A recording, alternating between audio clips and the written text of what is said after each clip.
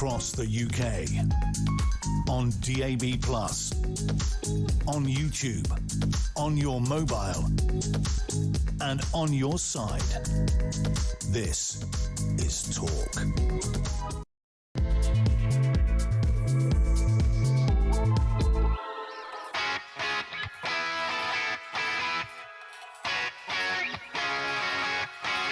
Two minutes past 6.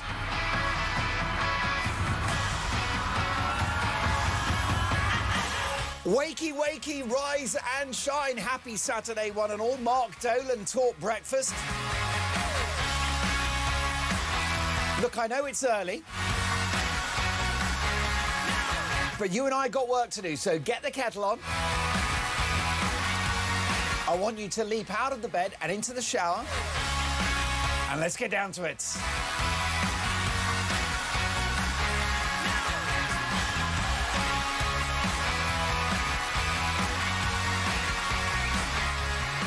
And breaking this morning, multiple opportunities to stop a horrible, horrific rapist and murderer as Simon Levy is able to conduct his crimes whilst the police and the justice system are asleep at the wheel. A series of appalling failures, shocking incompetence. We'll bring you the inside story on this horrific man, his horrific crimes, and how he was enabled by a broken system. But it begs a question, and this is what I want to ask you this morning. 0344 499 1000. Is Britain still a safe country? How safe do you feel as you go about your life, as you walk the streets? 0344 499 1000. Text the word talk in your message to 87222. Leave us a voice note, and as the saying goes, let's talk.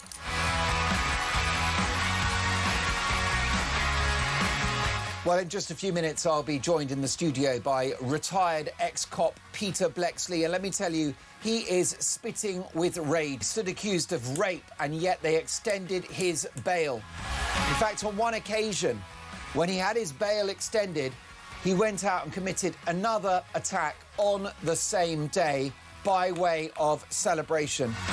It's a broken system. It doesn't work. Woke policing, an under-resourced judiciary, hand-wringing, virtue-signalling judges. So I need your help this morning. Tell me about your life. Tell me about your country, which belongs to you. We know that it's financially completely broken. We know we've got the highest energy costs in the developed world. We know we've got open borders. But what about safety? How safe do you feel in Britain? You love your country. I love my country. But is it still safe? How's it compared to when you were younger? 0344 499 1000. Front page is coming shortly, and I'm delighted to say we've got the dream team in today. Dean Spencer is away. He's in Turkey getting his teeth done, which was necessary, I've got to tell you. And he said to the surgeon, whilst you're here, sort the bum out. And the surgeon's like, I can't do that, that's a big job. So Phil Dave is our executive producer. If you want to... Thank you, exactly. Who is not only a great broadcaster, he's management here, so I better behave myself. He's got eyes and ears everywhere. There's actually a painting of Phil Dave in the talkTV office, and the eyes literally follow you around. So he's here. He's not only management, he's not only a brilliant producer, he's also talent as well. He's a talk star. And when he thought I wasn't coming in this morning, he might have expected 4 hours of broadcasting, which would have been far superior. So we've got the brilliant Phil Dave. Directing our TV output is Neha. Do I have to say in other words? The best in the business. She is the Stanley Kubrick of digital TV. She's a total perfectionist. It's difficult sometimes. She's not an easy person. She's not outwardly friendly. But my God, she gets the job done. Yikes. The brilliant Neha. We love working with Neha. Rory is taking your calls. He's our associate producer, call screener, general, and basically does all the work. being shadowed by Oliver, I'm delighted to say today, who is the future of this industry. At some point, we're going to put him on a wage. When the moment's right, we will pay the guy. And then we get to the big kahuna, right? This is it. This is the Oscar for Best Picture. Because let me tell you, our lead engineer today is Dave the engineer. Big Dave Rhodes is back. And it hasn't gone unnoticed, within management and also out there in the country, that the quality of the show has gone down. I can't lie. Last few weeks, it's been 6 out of 10. And it's not me. I'm very lucky. I'm talented. I'm wise. I'm right most of the time. I've got a swimmer's build. I've got excellent vision and strong, thick hair. But listen, I can't do it. Without Dave the engineer, he's back, he's pressing the buttons, he makes me sound this good. And I'm delighted to say that I'm winning my bitter tug of law with talkSPORT, who are trying to get him to be their lead engineer. But I don't go into a fight unless I think I can win, and I'm winning. Next week, I've got showdown talks with Jeff Stelling, Adrian Durham and Ray Parlour over drinks. And we're going to get it thrashed out, and the deal will be done. It's going to cost me. They may well take it out of my wages, which I think brings me close to minimum wage. It'll be worth it. So, folks, we've got a big show. But let's talk about the country that you love. You've got this guy, a murderer and a sex attacker, and all the police did is give this guy the benefit of the doubt. Was it because he was of colour? That pathological sympathy based upon woke political correctness? Was it because he was half blind? Oh, the poor guy, he's half blind. He's had a difficult life. So failure by the police, and then the judiciary extending his bail conditions so he could continue to commit his crimes. Is Britain still a safe country? Give me a call, 0344 499 1000. I think you'll agree it's going to be a memorable one. And let's kick off with today's front pages before we welcome Peter Blexley into the studio. The Daily Telegraph: Infantino's lover was paid off by UEFA. Exclusive revelation of six-figure leaving package will increase pressure on FIFA boss. Well, look, the bottom line is that football is a little bit like politics in that those who govern it, those who control it, are a million miles away from the people. And so you have this amazing sport, the beautiful game, which in principle belongs to the fans, who are predominantly working class people, who have difficult lives, who don't make a lot of money, and who have to cut their cloth accordingly so that they can pay enormous amounts of money for season tickets, for the football strip, for the hot dog at the halftime break, and take their kids as well. So football is an expensive business for the fans, and football is nothing without the fans. Football is the fans. And yet you have the elite management led by this arguably corrupt and certainly controversial and divisive figure in Infantino, who's a complete infant of a human being, if you ask me, who tried to sell off the World Cup. He tried to sell the World Cup and privatise it, and therefore most likely line his own pockets and that of his colleagues. And it's exactly like politics, isn't it? You've got the elite, you've got those in power, the ruling class, and then us, the great unwashed. And you've got this idea that somehow the World Cup is going to be sold and commercialised and privatised. Not only is that selling off the family silver, but football and sport generally is a public good. We need it. And it should not therefore be transactional. Shouldn't really exclusively be a business model. Certainly not from the point of view of the authorities who run the game. Yes, you can have sponsors and all the rest of it, and they sell tickets to the stadium and the strip, yada, yada, I get it. But those who govern the game of football are the custodians of it. And it's exactly the same as politics. It's like those who govern us. They are a million miles away from the people. That's why I think I might have to become Prime Minister. I'm not even joking. I think I'm going to have to do it.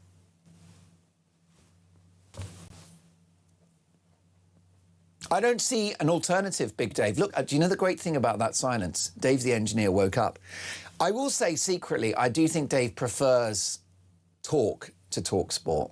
He loves his footy, but I know what he loves here. He loves the cut and thrust. He admires Jeremy Kyle, who doesn't like him. and has said, please don't let that man make eye contact with me. And I respect that because Jeremy's a star and you have to have boundaries. Dave doesn't have boundaries. Some will call it a personality disorder. I think he's just a character, right? He's an unusual man. And he just woke up with that silence. I think I may have to become Prime Minister, and I'll tell you for why. Because what we need someone in there at number 10. And by the way, I will close down number 10 North. My first act as Prime Minister will be to sell the lease on number 10 North. And what I'm going to do is I'm going to put some British people in there because we need houses. So I don't know how many apartments you could put in the number 10 North. I'm imagining, Phil, Dave, what do you reckon? Number 10 North is going to be a sort of relatively large office. So you've got a good few hundred square metres. Phil, you're in the property business. I'm delighted to say. Did you know that Phil Dave, our executive producer, is independently wealthy? He doesn't need to be here. This is a hobby for him. Let me tell you, the guy, the drinks are on him. He's one of those people. Phil pretends to be quite poverty-stricken, but he's one of those people, you know when you read in the paper about some dusty old actor and they finally shuffle off this mortal coil and it turns out they're worth like £58 million. No one knew it. That's Phil Dave, right? The drinks are on him. The guy's got money. And, but no, Phil, number 10 North, if I become Prime Minister, I'm getting rid of it and I will make it housing. I reckon you could get... Well, do you know something? Phil Davis suggested an HMO for failed politicians. I agree, but I'd rather they fended for themselves. I tell you who I want to put in number 10 North is young British people, maybe young couples. Let's say, you know, a couple of 25-year-olds that have worked hard for a few years and they're saving up for a deposit. They've both got jobs. They're going to have kids. They're going to fix our demographic nightmare where no Brits are having babies. And I'd give them an apartment. I reckon number 10 North, you're probably looking at 8 or 9 two-bedroom apartments. So that's my first act as Prime Minister. And what I would do is, in number 10, I would represent the people. I'd be in there day and night with my red box in the number 10 flat. And my focus would be you. And I'd be thinking, look, I'm in 10 Downing Street. It's just another address in the United Kingdom, alongside all of the other addresses, 99 Acacia Avenue, 37 Hertfordshire Drive, 44 Willow Lane. And I would be thinking I'm just another Brit and I happen to be running the country and my focus would be you. And that's why I'm not attracted to these very global policies like open borders and net zero and wokery, all of those things, political correctness, the trans madness, the self-hating narrative of the West, all of that is very global because it hasn't just happened here, it's happened in the United States, it's happened across Western Europe. It's amazing to see Western Europe in retreat, culturally, societally, and economically. It's pathetic. So what I would do is bin all of that if I was Prime Minister. I'd get in, I wouldn't have the Chagos Islands sell-off, and I don't care if I get sued. We can spend years in court over that. I will use taxes to fight the Chagos Islands sell-off, because I could address the nation and say, listen, I'm afraid to say, it's going to cost us £50 million a year for the next 10 years in legal costs to fight Chagos. Do you mind if I spend some of your money fighting this? And I think you'll go, yeah, 50 million is a lot every year. It's a lot of our taxes, but you're keeping sovereign British territory, which is strategically significant, militarily significant. America don't want us to give it away. Go for it. Knock yourself out. That's why net zero, the target, is ridiculous. It's a global target. I heard something incredible on the radio this morning, which is that we import 1 million barrels of oil a day. 1 million barrels of oil a day. And the carbon footprint is 4 times higher of imported oil than it is if we drilled our own. So what we're doing is actually making the environment worse and spending more money and having the highest energy costs in the developed world, whilst also damaging the environment. You know that our emissions have come down by like 50% in the last 20 years. That sounds great, doesn't it? It's a con trick. It is an accounting lie. It is cooking the books, because all we've done is basically import the carbon emissions from overseas, make it make sense. So I might have to run the country, but what I would do is just represent you. Why can't they do that? So that's my point about FIFA and football, sorry, UEFA. The point about UEFA and football, you've got the people that govern, and they're the elites, and they line their pockets, and they don't care about the fans. And it's the same in politics. Those that govern the country, amplified by a complicit media, don't care about the people. Because, and this is not Labour or Tories, it's the establishment. It's because they don't have people in office like me and like you. That's the difference. Now, let me know, text me or call me.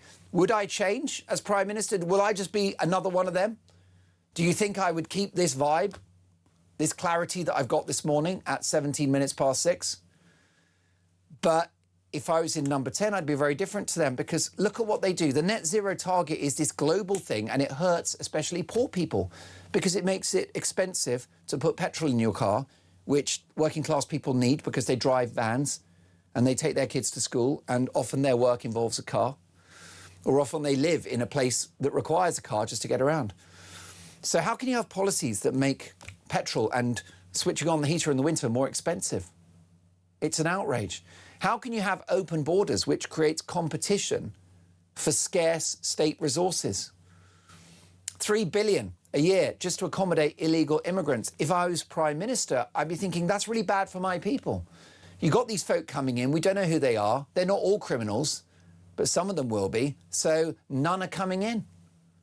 I would run the country like it was a nightclub, but there you go. Would it work? I could tell you, I could do an hour on my plans for Britain, but I may have to be Prime Minister. But my theme, just to establish my theme is that I would be for the people. That would be my focus, because that's the job.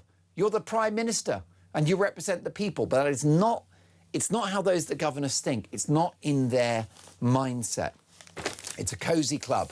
And I'll be honest, I think they look down on the public. And they think we are thick, and they think we're the great unwashed. They think we're a bunch of intolerant far-right nutters. We're not. We're just right.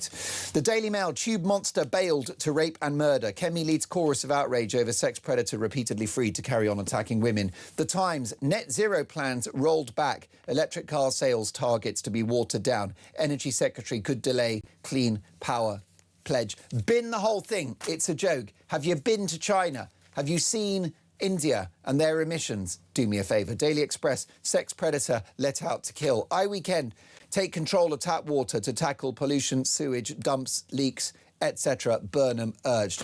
2/3 of NHS trusts set to cut mental health care. Good, it's a scam. This is Talk Breakfast. Peter Blexley's next.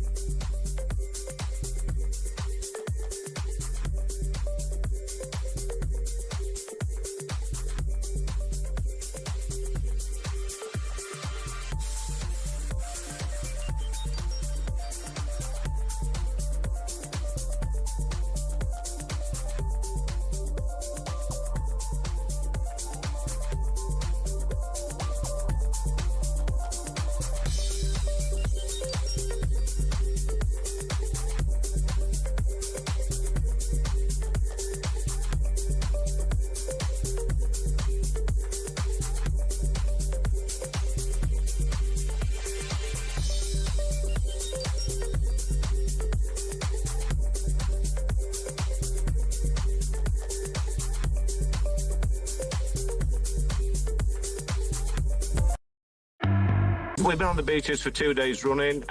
Both days we've been hassled by the local French police. They've turned up armed to the teeth, looking very aggressive. We've had to arm ourselves, actually, with gas masks. They're checking our ID, wanting to know what we're doing here. They should show as much enthusiasm, I think, with the migrants. They seem to be waving them through and hassling us. But this morning, they asked for my ID. I told them to clear off. I said, you got it yesterday. You're not hassling me on the beach on my morning stroll.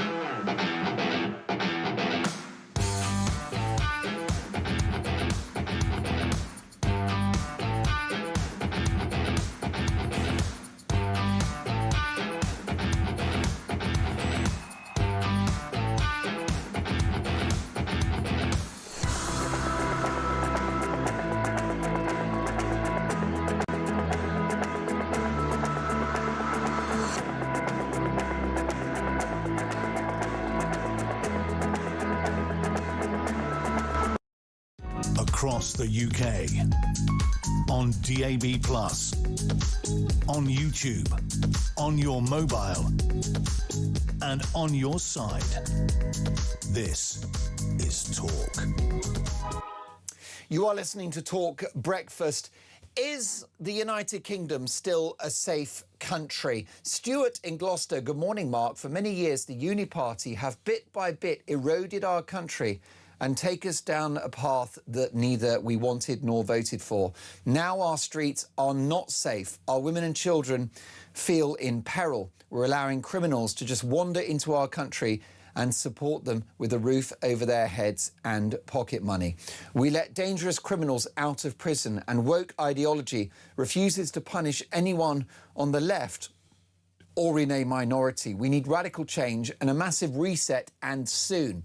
We're hanging on by our fingernails, but Andy Pandy isn't giving us hope in our hearts. Sean, thank you for that. Live in the studio, legendary former Met Police detective, live theatre star and Talk contributor Peter Blexley. Good morning. Good morning, Prime Minister. Or should I say soon-to-be Prime Minister, perhaps? Well, I think I might have to do it. I will be in touch with you about the role of Home Secretary. OK.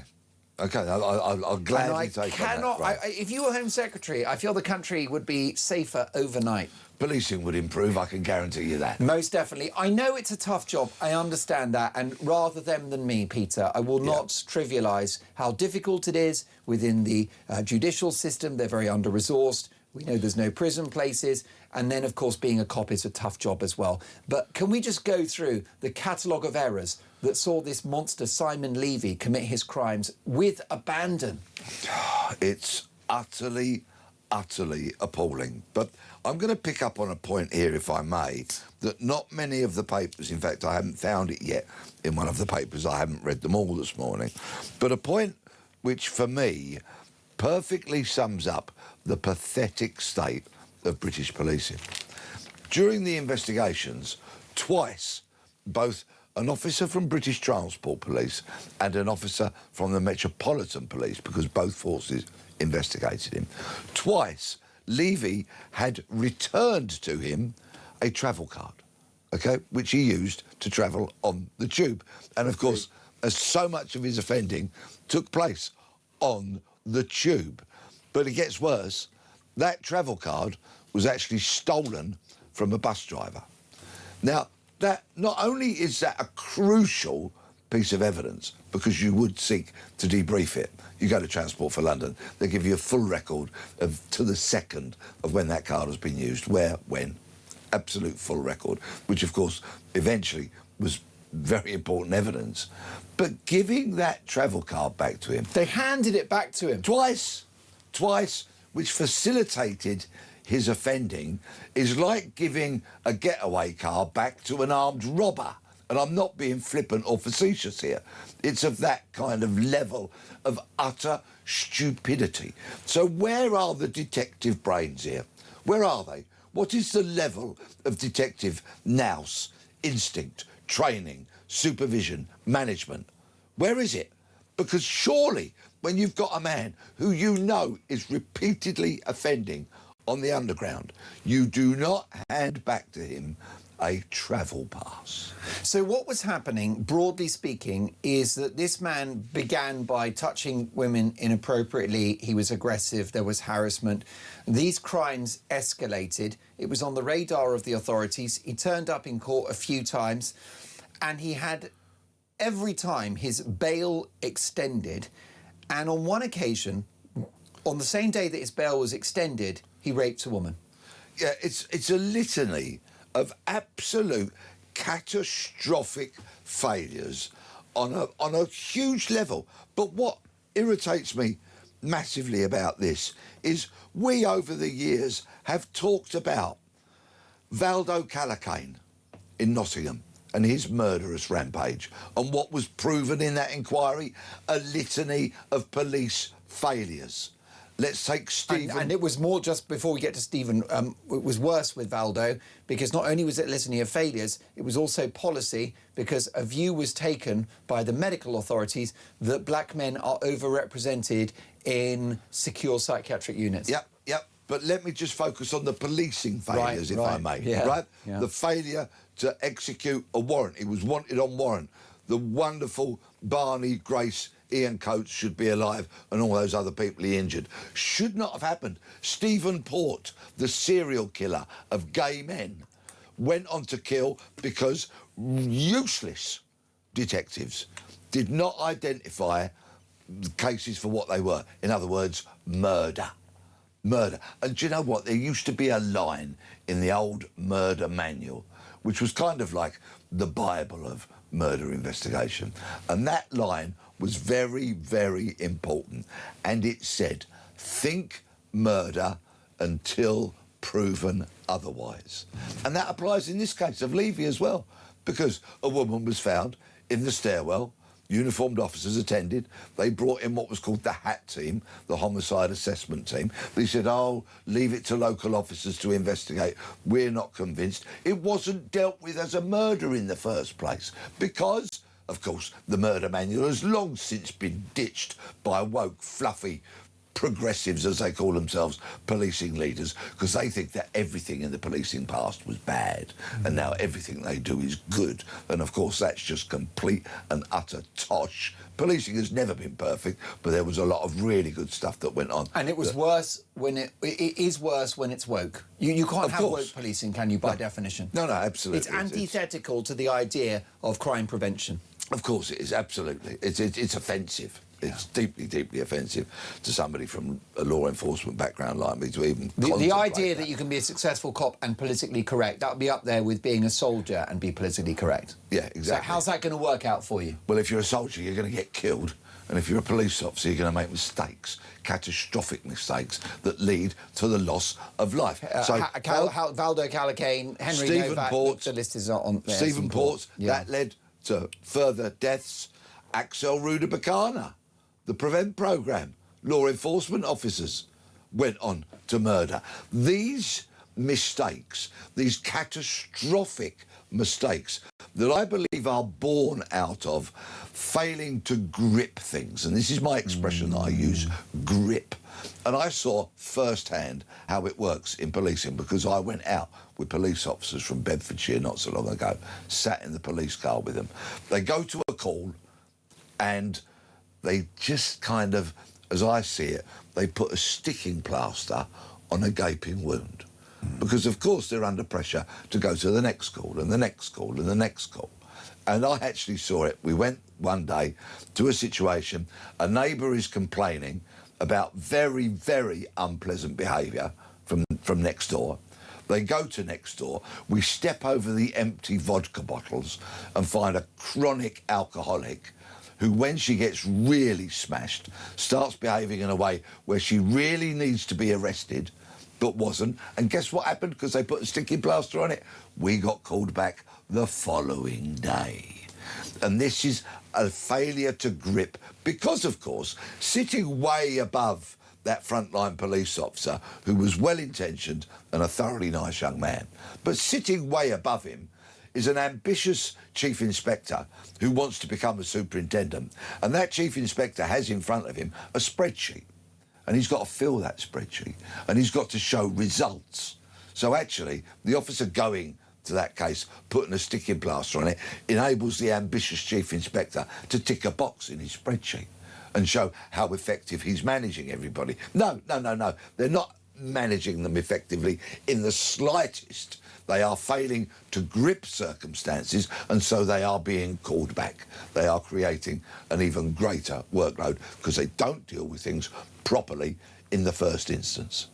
And that is it's epidemic in policing. Peter, I can hear the emotion in your voice, and you're angry this morning. It's not performative. You're right to be, because it doesn't have to be this way. Yes, resource is a big factor, and I think the cops deserve an enormous injection of cash. I really do. And even, dare I say it, a pay rise. But some of the issues are cultural, aren't they? And how cops are approaching crime now.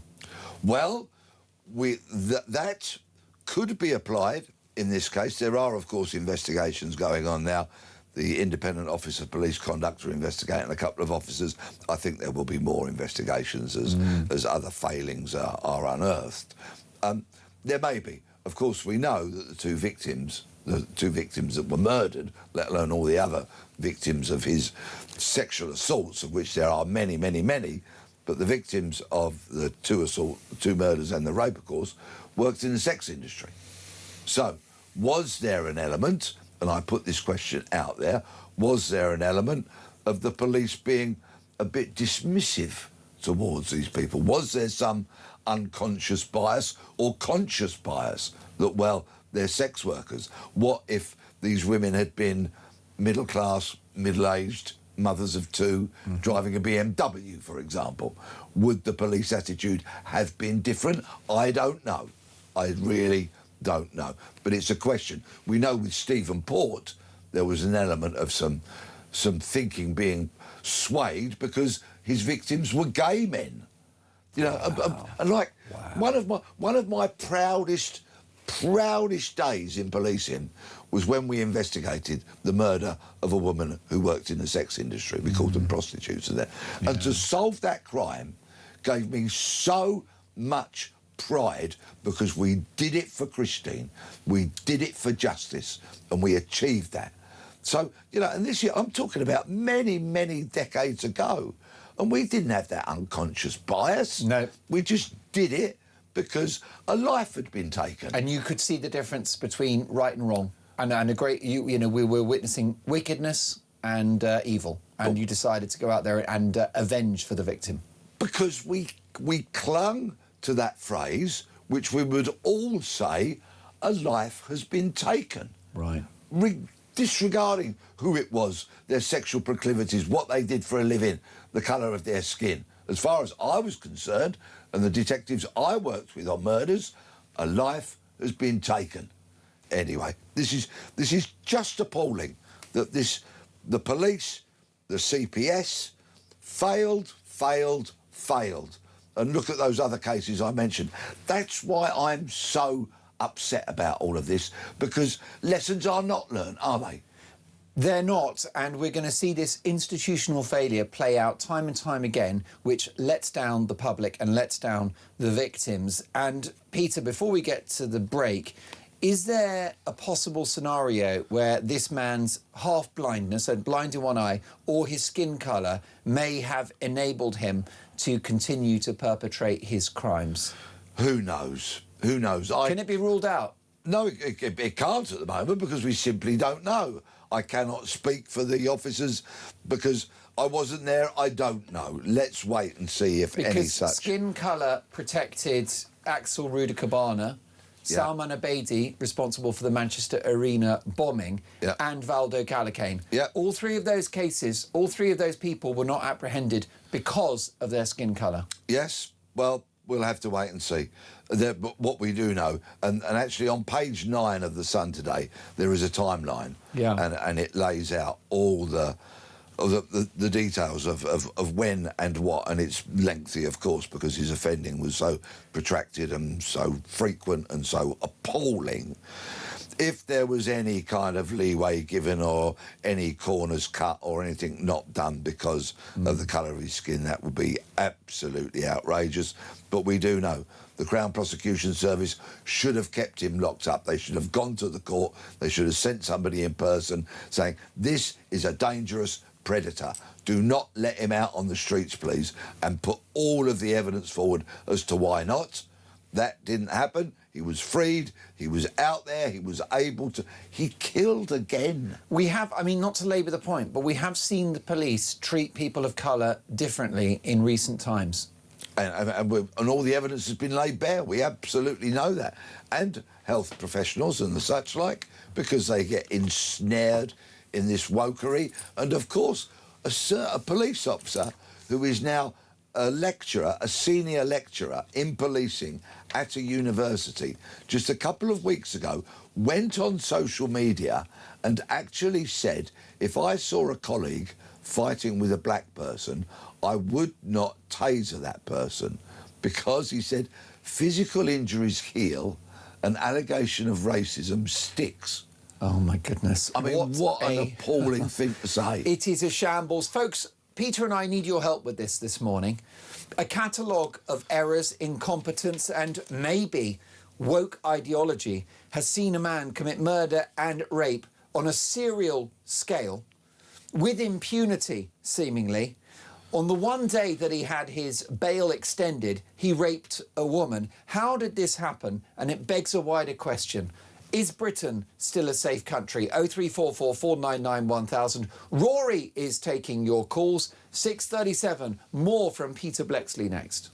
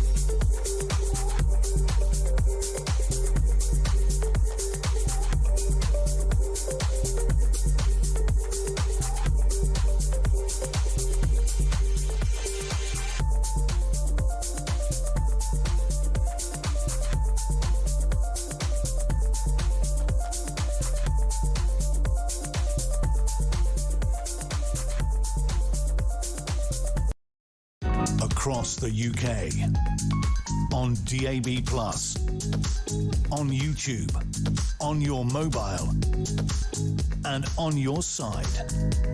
This is Talk. You are listening to Talk Breakfast. It is 6:39. I'm in the company of former Met Police Detective Peter Bleksley, and we are just reflecting on the shocking crimes of Simon Levy, who was able to commit his crimes thanks to incompetent cops and a judiciary asleep at the wheel. This guy had his bail extended time and again, notwithstanding he stood accused of the most serious and egregious crimes. And I want to ask you, Peter, we've talked about the mentality of police officers these days. Are they guided by political correctness, woke ideology, pathological empathy for people of certain skin colours, etc.? Well, we saw that with Henry Novak, we saw that with Axel Ruder-Cabana and Valdo Colkane. What about the approach of cops, just in practical terms? Do you think British policing is still thorough? Not as thorough as it should be, because if it was, Simon Levy would not have had that travel card returned to him twice, and I make no because that was an easy win. An easy win to have the travel card checked, because an Oyster card has information on it, right? Yeah, a travel card. You go to TfL, Transport for London, and they can give you a thorough printout to the second of where and when that card has been used, when it's tapped in, when it's tapped out. And then, of course, you can calculate the journey, and, of course, the transport system, the underground, is smothered with CCTV, fortunately, which eventually was collated, which eventually must have been put together. But can you imagine? I can't get my head round this, that there they are, about to bail him, and somebody has gone, there's your travel card. What? What? It's incomprehensibly Let me give you a reminder of the Pink Panther movies with Peter Sellers, Inspector Clouseau. Do you remember those movies? There's a scene in one of them where there's a bank robbery happening, and Inspector Clouseau is talking to a blind man with a monkey outside, and it's all kicking off in the bank, and this Inspector Clouseau hasn't noticed. At one point, the bank robber comes out with, like, he's got the tights on his head and he's got the gun and all, and he drops a bag of cash, and Inspector Clouseau picks it up, hands it to him, and off he gets into the... I mean, that is the equivalent of what they've done now. Keystone Cops And it's no laughing matter, because what we've got is people have been murdered and raped. And as you mentioned, by the way, we don't know the half of it because the authorities are expecting more women to come forward. I'm sure they will. I'm absolutely convinced they will. And, of course, there is independent officer police conduct investigations into 2 officers. Kemi Badenoch writes a powerful opinion piece on page 7 of the Daily Mail today. And the headline for her piece is, "Failure after failure left this man free to prey on women at will. This madness must stop." Well, hear to that. But is it going to? Because we hear, don't we? And we hear lessons have been learned. The Met rolled out a senior officer yesterday to say, sorry. Sorry is just not good enough when your inaction and your mistakes lead to somebody being needlessly murdered. Sorry doesn't cut it. And yesterday, the investigating officer, Detective Chief Inspector Neil John, came out of the Old Bailey with his pre-prepared statement, stood in front of the media and gushed about his own team's professionalism. No. Oh, yeah, he did. Talk about not reading the room. It was abysmal. And let's just remember, Detective Chief Inspector Neil John, should you be listening, that a homicide assessment team didn't investigate the first murder, didn't investigate it properly, left it to local officers, and so mistake after mistake after mistake was made. So you shouldn't cover yourself in glory. And then what he turned around and says, well, I hope these verdicts now deliver justice and closure. Now, I cannot speak for the victims' families, isn't it? but I don't think there is ever going to be closure over the case where somebody is murdered needlessly and shouldn't have been. How on earth can you say closure? Talk about not reading the room. But this is their attitude. I don't know how we're going to dismantle it or how we're going to bring them back to some standpoint of common decency.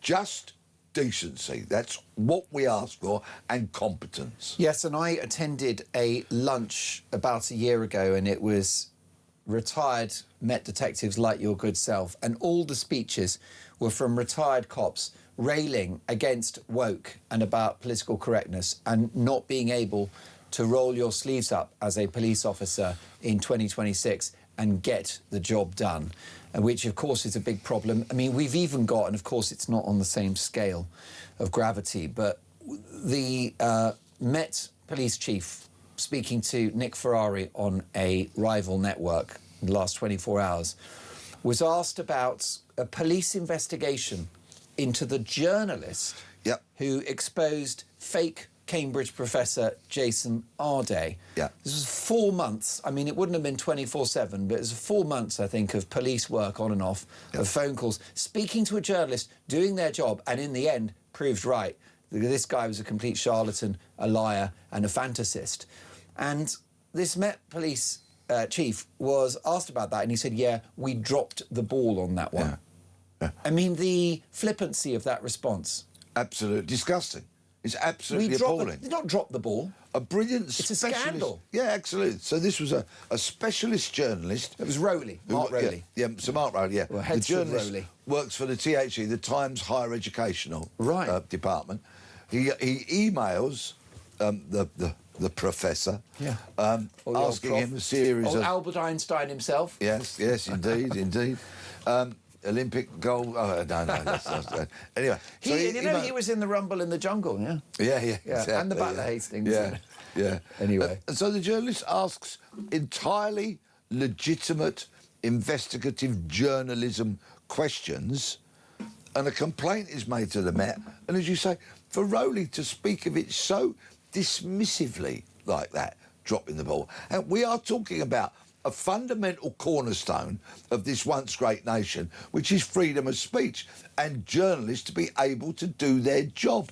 And the Met investigated him. It's absolutely ludicrous and appalling and scandalous. And I make no apology for being very, very cross this morning because I think we should all be cross when people lose their lives needlessly because of incompetence, because of, quite frankly, pathetic police work. And at the heart of this, Peter Blexley, is public safety. And that is why we have a police service. That is why, which should be a force, of course. That is why we have a judiciary. We've got a legal system. We've got judges. And that's why we have a prison estate. So my question to you this morning is a very simple one. Is Britain still a safe country? 0344 499 1000. Your calls next. 6:47 Talk Breakfast.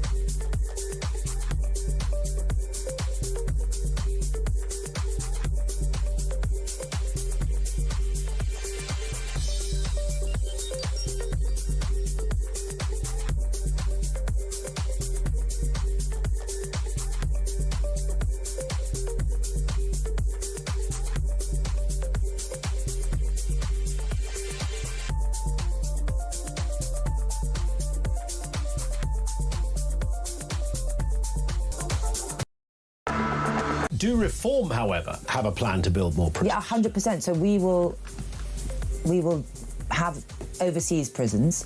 We will deport all foreign prisoners to their point of origin. You know, like Labour has done with some, by the way. Do you remember one of them one of an illegal migrant from Ethiopia, they sent him back straight away. Yeah. You know, there was no returns agreement, or they had no problem with that. Why can't that just happen? Why can't that just happen now? So that's one thing we do. So we should free up about 12,000 spaces just doing that.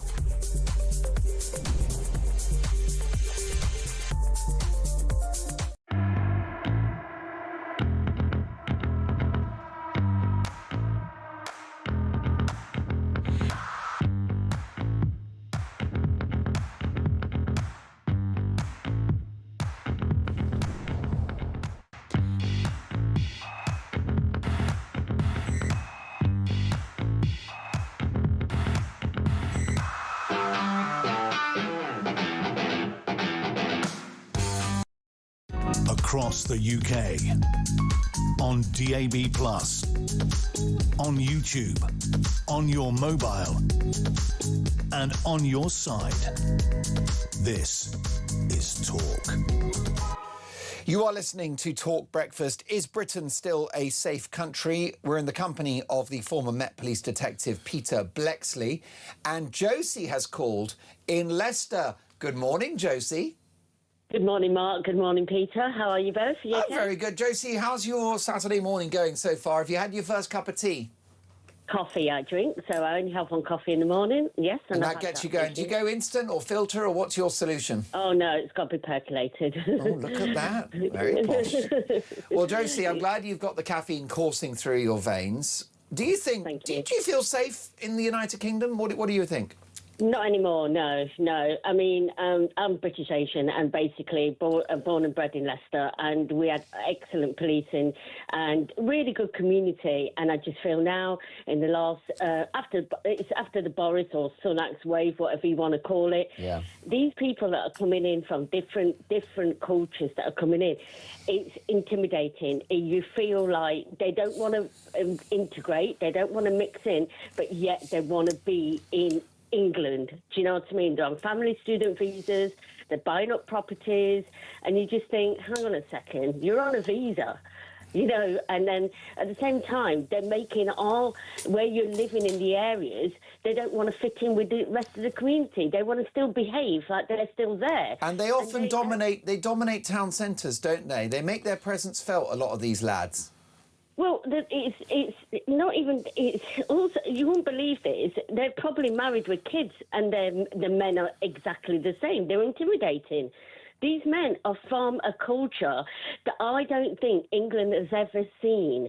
Look, you know, I understand cultures because, you know, I'm brought up in a community with cultures, but we never had this kind of intimidation and kind of bullying and kind of strong, domineering men around you, you know. And you're getting it from not just these people that are coming on boats, you're getting it from literally legal as well. These are legal people as well. It's not just illegal. And I think you guys, the police have got to get a grip on this. I'll give you an example. I got, I was just driving and I got taken over. So I went out and I said, excuse me. And he went, I'm going to rape you. I'm horrified by that. This is what I mean. We are not used to it. And also, what you've got to understand is that if people haven't travelled to these kind of countries and these people are coming here, people are just being nice to them. Try walking around Kabul in a miniskirt, Josie. Exactly. You get stared at. I mean, like I said to you just a minute ago, Boris's wave are just as bad as the boat people because they've come from a third world country that's never seen girls in shorts. And, you know, you get stared at. And these are married men with their kids. And, Josie, we focus a lot, quite rightly, on sexual assaults, murder, violent crime that happens from people with different values, from different cultures. But there's another aspect to this, and I think you told me about this before. It's not just, let's say, sexual assaults and rape, for which overseas people are overrepresented, but it's also the low-level harassment, the remarks, the staring, the body language. Yeah, 100%. Because, look, listen, it doesn't matter if they're decent or not, they've never seen, let's just say, legs. Do you know what I mean? They've not seen arms. They've not seen, you know, I mean, we're used to wearing shorts. We're used to wearing, you know, sleeveless tops, everything. That's our culture. That's what we've been brought up with. And also, Josie, it's not just the outfits, is it? But also there is a different attitude to women that may not be in their culture or religion, and they may be very protective and respectful of women in their own culture and religion and see those who are not as fair game. I'll give you the grooming gangs as an example of that. 100%, yeah, 100%.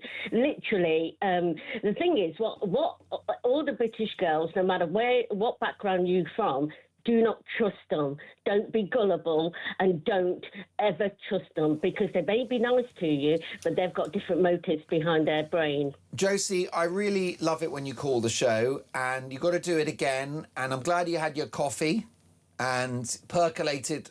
Well done, you. Who needs Starbucks? And thank you for sharing your thoughts. You're always really, really brilliant when you come on. Michael's in Norfolk. Michael, you are live with Peter Blexley. Welcome to Talk Breakfast. Good morning to you. It's a pleasure to have a chat with a pair of you. I haven't spoken to you before, and I've spoken to most of them, but you two are two we haven't spoken to. Well, Michael, I'm glad I finally made the cut. Yes, absolutely. We love you all to bits. Oh, well, we love you back, Michael. What would you like to say to Peter?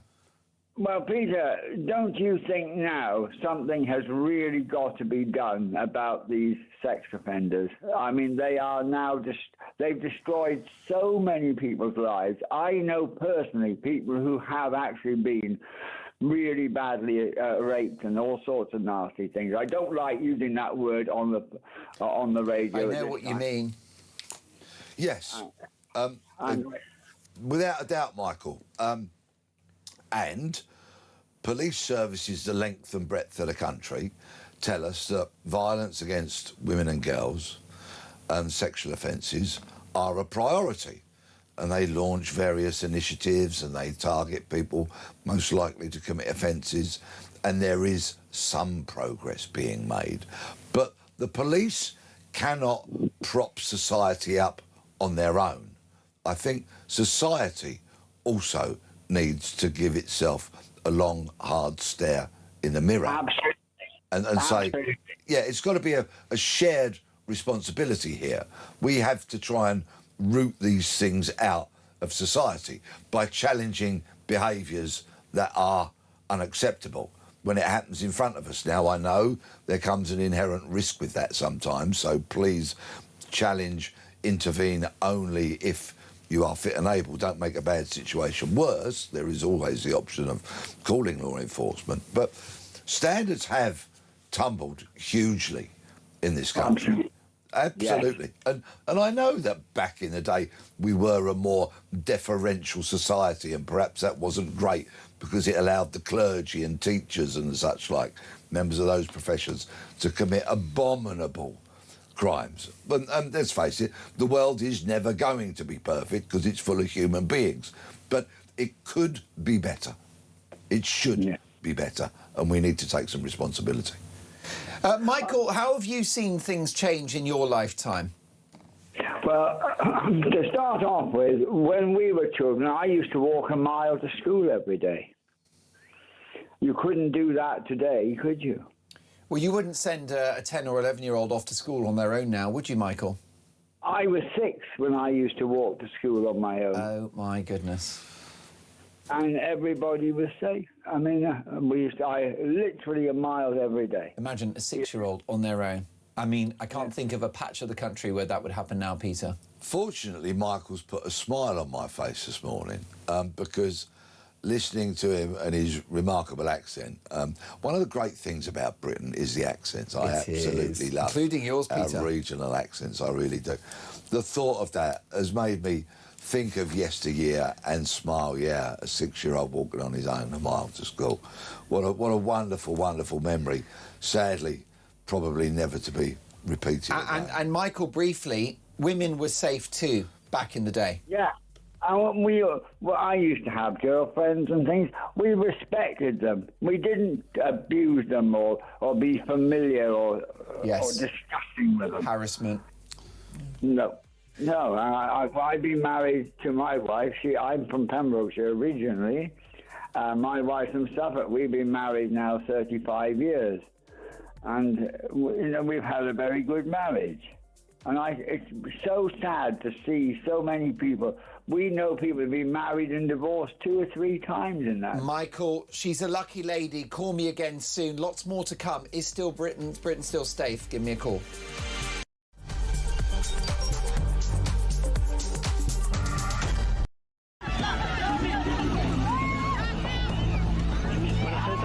The entire city is being overwhelmed, and there are people who bear direct responsibility. Those responsible are the national government, led by Pedro Sanchez and his ministers, as well as Mr. Marlaska, and of course, the European institutions, which have completely failed in what's supposed to be the European Union's external border. Which country in Europe wipes everybody else's backside but its own people? Here. Well, Morocco, of course, is hosting the next World Cup. I mean, are we suggesting that... Oh, don't start me on the World Cup. We'll get the country that is hosting the next World Cup is too unsafe. It's so unsafe. Oh, great point. That people have to cross continents to come to Europe. And, of course, I have seen personally examples of this. People come from Morocco into Spain, across to the mainland, up France, through the south of France, up to the north of France, where they reach Calais and then eventually come to the UK. It is a cause for concern, and we are making contact with the Spanish government, the Spanish authorities, to provide support, but also to understand the implications of that situation. Some of you might remember a poster I put out 10 years ago called Breaking Point, where I showed vast numbers illegally breaking into the European Union. I made the point that if we vote for Brexit, we'll have the power to stop those people coming here. Sadly, the Tories failed us, Labour have failed us. Believe me, unless we get a reform government, those scenes you're seeing in Spain today, many of those young men, lots of them dangerous, will be heading towards Calais and coming to our country too. It is time to wake up. This is a battle for the future of our civilization. I can't put it any more plainly than that. When you look at what happened to Spain, they don't know what to do. And it's happening again today. They're coming in by the tens of thousands. They're just invading the country. And what that is weak law, bad management, but very liberal law.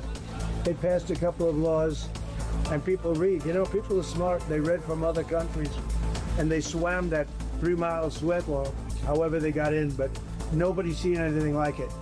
that will look good compared to what's going to happen to the United States.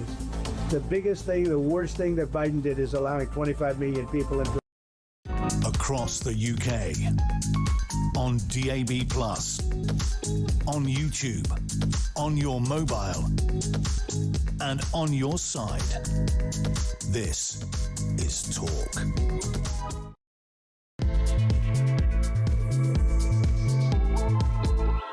Though, isn't it? 3 minutes past 7, top of the morning. Broadcasting across the nation and across the world, loud and proud. Welcome to Talk Breakfast. Happy Saturday, one and all. Mark Dolan with you for a very big 3 hours today and tomorrow. Then I'm off on my hollybobs.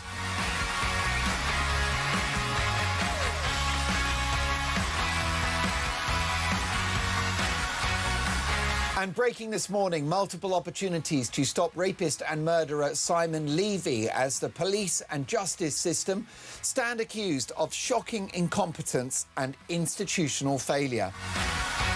The problem is we've been here before. Valdo Calacane, Axel Rudicabana, the murderer of Henry Novak, Salman Abedi, the Manchester Arena bomber. When are the authorities and when are the cops going to wake up and do their job? Incompetence and institutional failure, which begs the question, is Britain still a safe country? My phone number is 03444991000. How safe do you feel? Tell me about your life and where you live. Do you walk home late at night? Are you a woman that feels safe in any of our big cities? Do you worry for your kids? Have you been a victim of crime? Have you had your car nicked? Have you been mugged? Have you had worse than that? Let me know your stories. How safe do you feel? Is Britain still a safe country? 03444991000. Lovely to have Rory with us today. He's back taking your calls. Ably assisted by Oliver. So we've got the dream team. Nahar is directing our TV output, so it's an incredible radio product, I can't lie. The DNA of the Talk brand is in radio, and I used to be a junior producer at this very company in 1998. Now look at me. And of course it's radio, DAB+, in-app and online.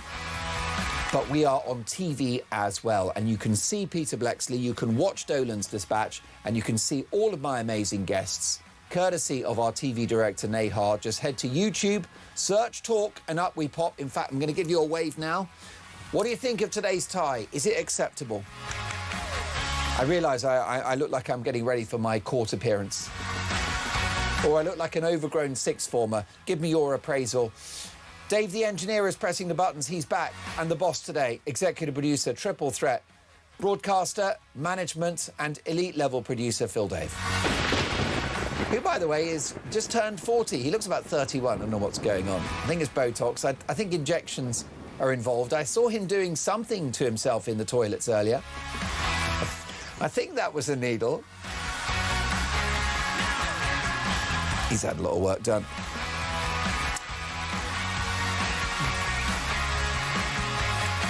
So, folks, can you help me with this? Is Britain still a safe country? I'm not going to tell you it's safe, because this is what the cops do, by the way. It's what the police do. It's what the Home Secretary does, OK, is they tell you that Britain is safe.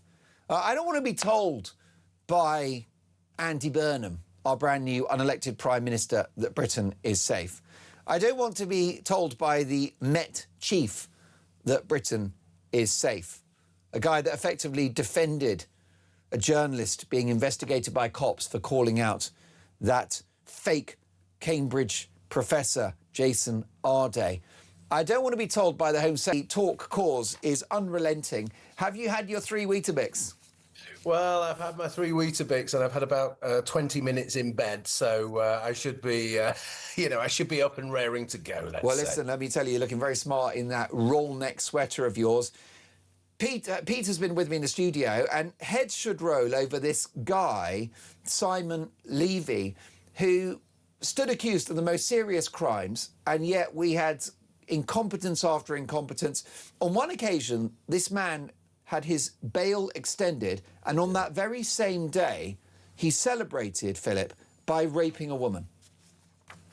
It's just extraordinary. It beggars belief, and just reading the story and reading the details of his relentless campaign of attack on the most vulnerable women, I think, is just devastating. It's devastating on all levels, and I think we have this huge problem in this country where victims just aren't taken seriously. It seems that the establishment, that the law enforcement does not take the plight of victims seriously. It seems to be everything is geared towards understanding the perpetrator, and underpinning that imbalance is just complete ineptitude. I was just thinking about the idea of justice, and it's a combination of punishment and mercy, isn't it?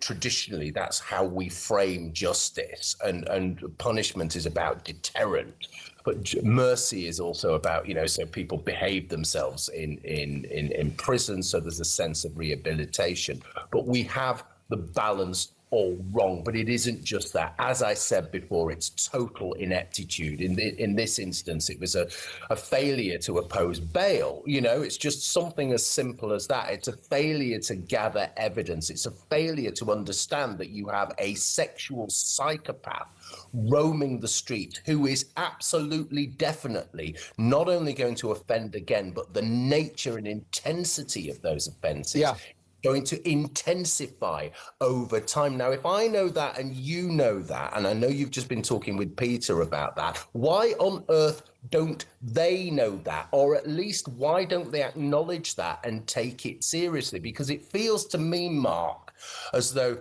there is it's almost a war on women that is happening in this.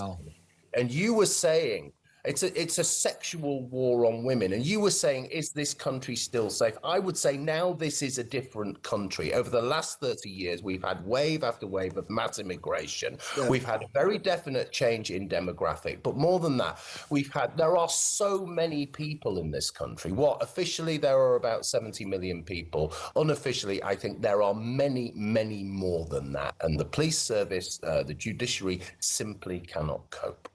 Peter, you were cheering Philip Kisely to the rafters with that remark. Yes, Philip just echoes so much of my thinking, and I think the thinking of many, many millions of people out there, and that's borne out by the comments from your audience. We're all thinking the same way.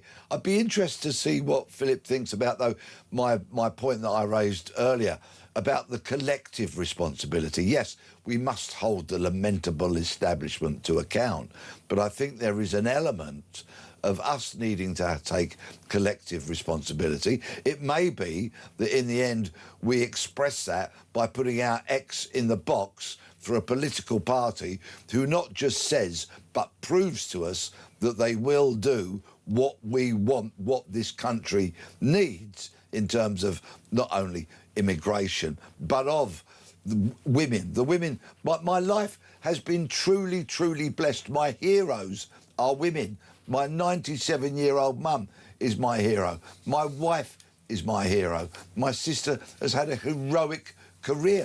The thought of women being assaulted, treated appallingly, is an absolute anathema to me, and I will challenge any such behaviour wherever I see it.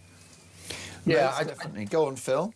Yeah, I think that's a massively important point, and we as a society have to be proactive. There is no point sitting back and saying, well, the politicians are going to do it, well, the judiciary or the blob or law enforcement is going to do it, because we know they are absolutely not going to do it. But the really, really worrying thing for me, we've had a spate of by-elections, haven't we?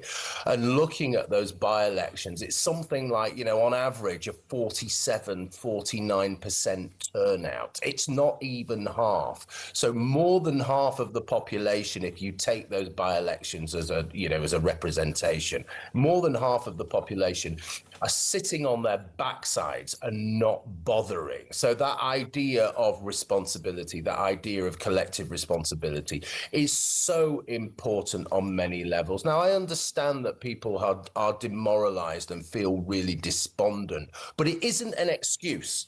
Right? If we want to change things, if we want to have things changed, then we need to change them. And it is about going to the ballot box. It is about putting the X in the right spot. And it is about getting changed, because it isn't just about a new set of policies. This is much deeper than that. This is stopping the rot. This is almost, I don't want to get too philosophical at 7 o'clock on a Saturday morning, but it's kicking off a new era. We've come to the end of the illiberal liberal era, I think, and now it's looking at a sensible, conservative, pragmatic way forward, which says, what on earth do we do with this country? And the key word there is we, because it's down to us. We need to change things. And if we are going to make our mothers, our partners, our daughters, the women we don't know, and the most vulnerable women in this country safe, then we do need to get out and vote and change things. And what we need is a police service that when you or I or anybody else that is right-minded, is physically capable, has done a swift risk assessment and says, yes, I'm going to get involved, I'm going to challenge that language, I'm going to stop that behaviour, whatsoever it may be, we need a police service that, should they get called, is not going to arrest us, but is going to behave properly, and will deal with the perpetrators, not people who are trying to make things better and intervening. I mean, this is one of the key things, and this is the really terrifying thing that we've seen over it's over the last few years, actually, with DEI infesting, metastasizing across all of the institutions, but particularly we've seen with law enforcement. It has a devastating effect on law enforcement. We only had to look at Henry Novak there. But we all spend lots of time around London Bridge. We all spend lots of time in Westminster and London, and I've seen so many instances of low-level crime, especially in shops and supermarkets, in train stations. You just see it all the time. Now, we know that low-level crime, they don't do anything about it because they feel there is no point. But if law enforcement is not going to do anything about shoplifting, for example, that has a hugely detrimental effect on the social contract, the fabric of society. And it's all about confidence. As Peter has just said, we need to have the confidence. People, blokes, men, people like us, we need to be able to have the confidence to step in and say, no, you're not allowed to do that, or you should not be saying that kind of thing to that woman in public or anywhere. But we don't have the confidence to do that because we know that we are not going to get backed up. They're not even going to turn up, let alone back us up. And that really is the problem. Yes, it's about funding, but also it's about this kind of culture of DIE, and it's about this culture of negligence, which is to me really devastating. I'm delighted to be in the company of Philip Kisley, Senior Fellow at the New Culture Forum, and I'm delighted to say that Peter Blexley has agreed to remain with us until 7:30, and we need Peter in this conversation because he's a former Met Police detective and understands when the culture of policing was different and arguably more effective. Mark in Norfolk. Hello, Mark. Hello, Peter. And hello, Philip. What a fantastic call from that Asian lady from Leicester. Her perspective was so valuable as it shows that it's not just Indigenous Brits concerned about the current migration wave, legal and illegal. I hope we hear more voices like hers. Great show, Mark. Thank you for that. John in Wallington, very kind about the show. Chris says, hi, Mark, and hello, chaps. I walked to school on my own, and I was 5. This was in Plymouth in 1956. Imagine that, 5-year-old walking to school on their own. We could go anywhere and we were safe. Those days are long gone. Paul says, Mark, I'm 57 years of age now. I grew up in East London, no longer live there as it's now sadly like a foreign land. I went to school in West London. Me and my mates had to travel from Stepney to Fulham and back every day. That is a trip, isn't it? And he says, never had any problems travelling around London then. We were 11 years of age when we began to go to that school. Nowadays, I would not let my 13-year-old niece go to the local shops on her own, let alone travel across London. And this from Maureen in Stamford, because I want to talk about woke policing and whether this monster Simon Levy's skin colour was one of the reasons why he was able to commit these crimes, why he had his bail extended, even though he stood accused of rape and sexual harassment with a pattern of negative behaviour. Why did it happen? Was it because he was blind in one eye? Was it a woke judiciary and sympathy for a man of colour? Well, what about this from Maureen in Stamford? Hello, Mark. Hello, Peter and Philip. I'd like to give you a very small example of attitudes towards people of a different skin colour in this country. I took my 5-year-old to the library this week. Took my 5-year-old to the library. They had a treasure trail with clues. We couldn't find the last clue and asked for some help with that. The librarian guided us to the study area. Now, I had deliberately avoided this area as there was a rather intimidating black man who reeked of marijuana slumped over a desk. You would think it was the most normal thing in the world. Everyone just studied and ignored him.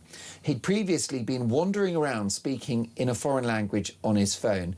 I found myself going along with it and chatting away to my granddaughter as though it was perfectly fine. That's Maureen. Maureen, thank you for that story. And I think, Philip, that story speaks volumes.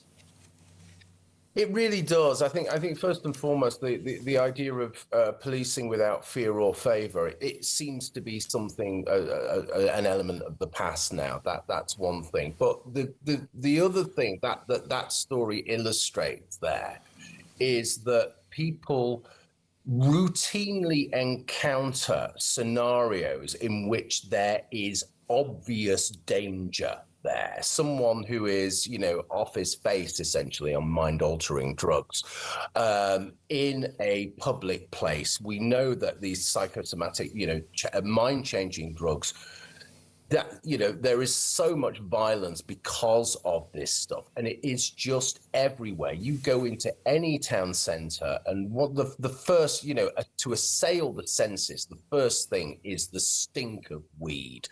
The police won't do anything about it. It's all but legal now. So there is something there, but that scenario in particular is really interesting, isn't it? Because if you unpack it, If we were on a different station here, people would be calling in and shouting, racist, racist, what does that mean?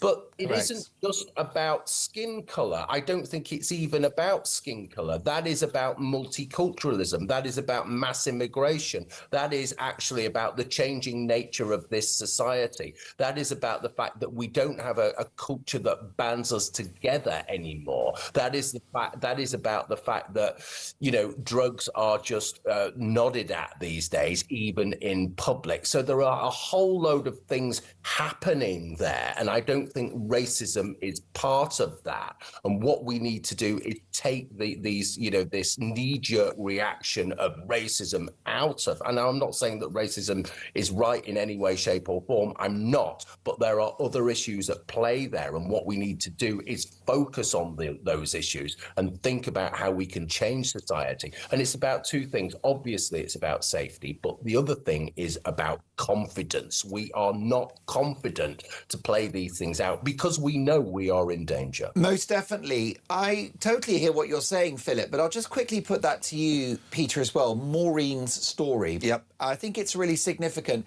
And I'm just going to do a bit of mind reading here and suggest that the people at that library, including the staff and those studying there, see a black man who stinks of marijuana slumped over a desk, and I think they're more reluctant to intervene because of his skin colour. I'm going to say that I think that's increasingly an issue now because people would be afraid of being called racist. And I just wonder if in that library you had a tattooed white man who was sat there with a can of Stella Artois, I'm sure they'd be very quick to act. 40 years ago, the library, in all probability, would have rung the local police station, and a patrolling officer who would be patrolling on foot, whether that be what was then called home beat officers, a neighbourhood cop, or an officer patrolling their beat that they've been allocated for that day. If they were called, they'd have gone to that library and they'd have dealt with that situation. If it had been me and I could smell cannabis on him, I looked in his eyes and they were bloodshot, and perhaps his speech was maybe a bit slurred or slow or whatever, I would have considered that I had every grounds upon which to search him. And if I'd found weed on him, he'd have been nicked. You're coming with me, sunshine. Now, because of course, and this is really what is at the heart of so much that is wrong with policing, they've given up patrolling the streets. Senior police officers in the last couple of generations deliberately took officers away from patrolling their streets because their chums in academia said that patrolling the streets was a waste of time. I paraphrase, of course. They said that it wasn't effective. They used some kind of academic equation to measure that. And of course, the stupid senior police officers bought it because those senior police officers hadn't done much time on the beat. They didn't understand the importance of being on the beat. And believe you me, when you're patrolling Peckham Rye, as I did, at 2 o'clock in the morning, in your overcoat, and it's probably pouring down with rain, or it's freezing cold, and you are rattling shop door handles just to make sure that they are locked. Believe it or not, sometimes people went home without locking their shops. People would see you, and you'd be on your own, and you'd be vulnerable. And people knew that, and they thought, oh, you wouldn't catch me doing that job. And with as much as they thought and said that, they then, inside of them, they had respect for us because they wouldn't want to do that job. And they appreciated that we were out walking the beat at 2 o'clock in the morning, 3 o'clock in the morning, on our own, with just a stick of wood with which to defend ourselves. And the public had so much respect for that. It was why, when I was patrolling one Christmas Day, and I'm now walking the streets at 2 o'clock in the afternoon, not 2 o'clock in the morning, people are throwing open their doors and inviting me in for a cup of tea and a mince pie. People actually respected you for doing a job that they wouldn't do, and they liked us. There's something there which is really, really important, just very quickly, Mark, and it's about community, isn't it? The policemen on the beat, the police force in those days were an integral part of the community. But now, through identity politics, they are policing tweets and not the street. They are obsessed with offence. They are obsessed with offence archaeology, and that is not policing, and that is why we're in danger. Powerful stuff. I'm delighted to say that Peter Blexley and Philip remain with us. Philip Kisley, Senior Fellow at the New Culture Forum. Is Britain still a safe country? That is this morning's conversation. There's only one person that can answer that, and it's you. 7:26 Talk Breakfast.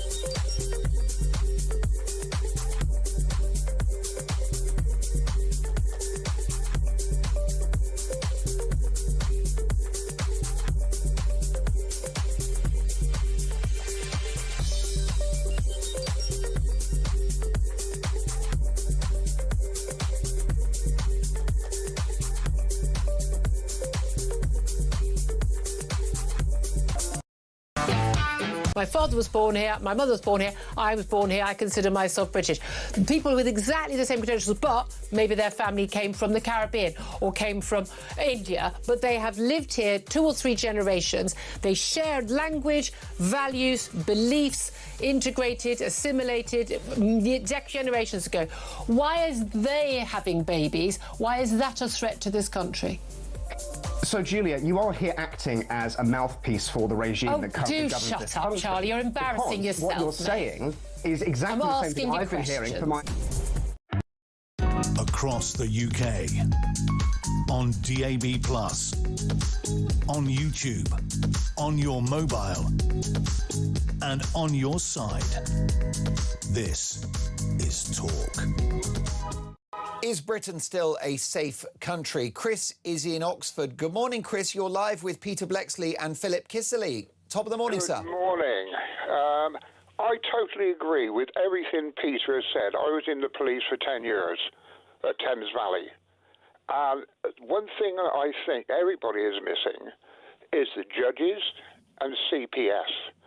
CPS have this stupid thing called in the public interest. In my day, the chief inspector or superintendent used to prosecute anybody that was caught at the time. We didn't have CPS then. Since CPS, they decide, these are solicitors, and don't forget it's a government department, they literally just turn down even prosecuting people because it's not in the public interest. If you've committed a crime, you should be prosecuted for it. They did in our day, and not forgetting the judges, because I know you were talking about bail. It's the judges that decide whether or not somebody gets bail or not.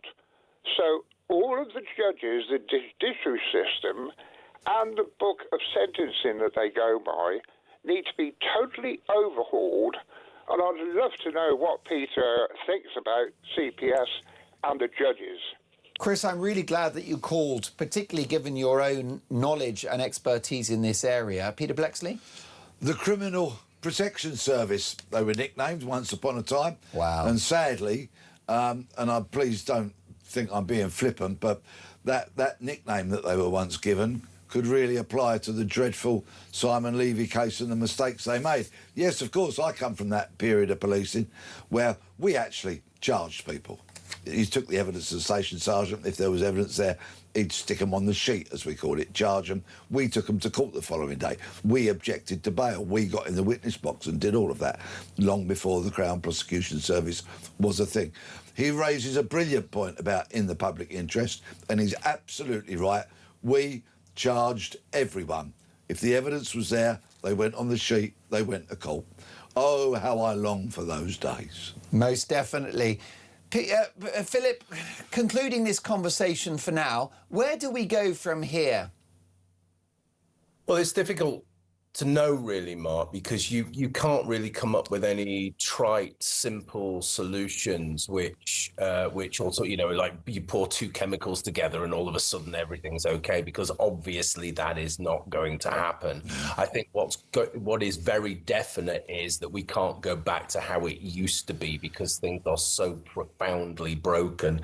But I think it's as we said before. I mean, just very quickly, I was the victim of a serious crime 20 years ago. I was stabbed twice. Now, the police, to be fair to them, were absolutely brilliant, but it felt to me as though they, even then 20 years ago, were being thwarted by the system.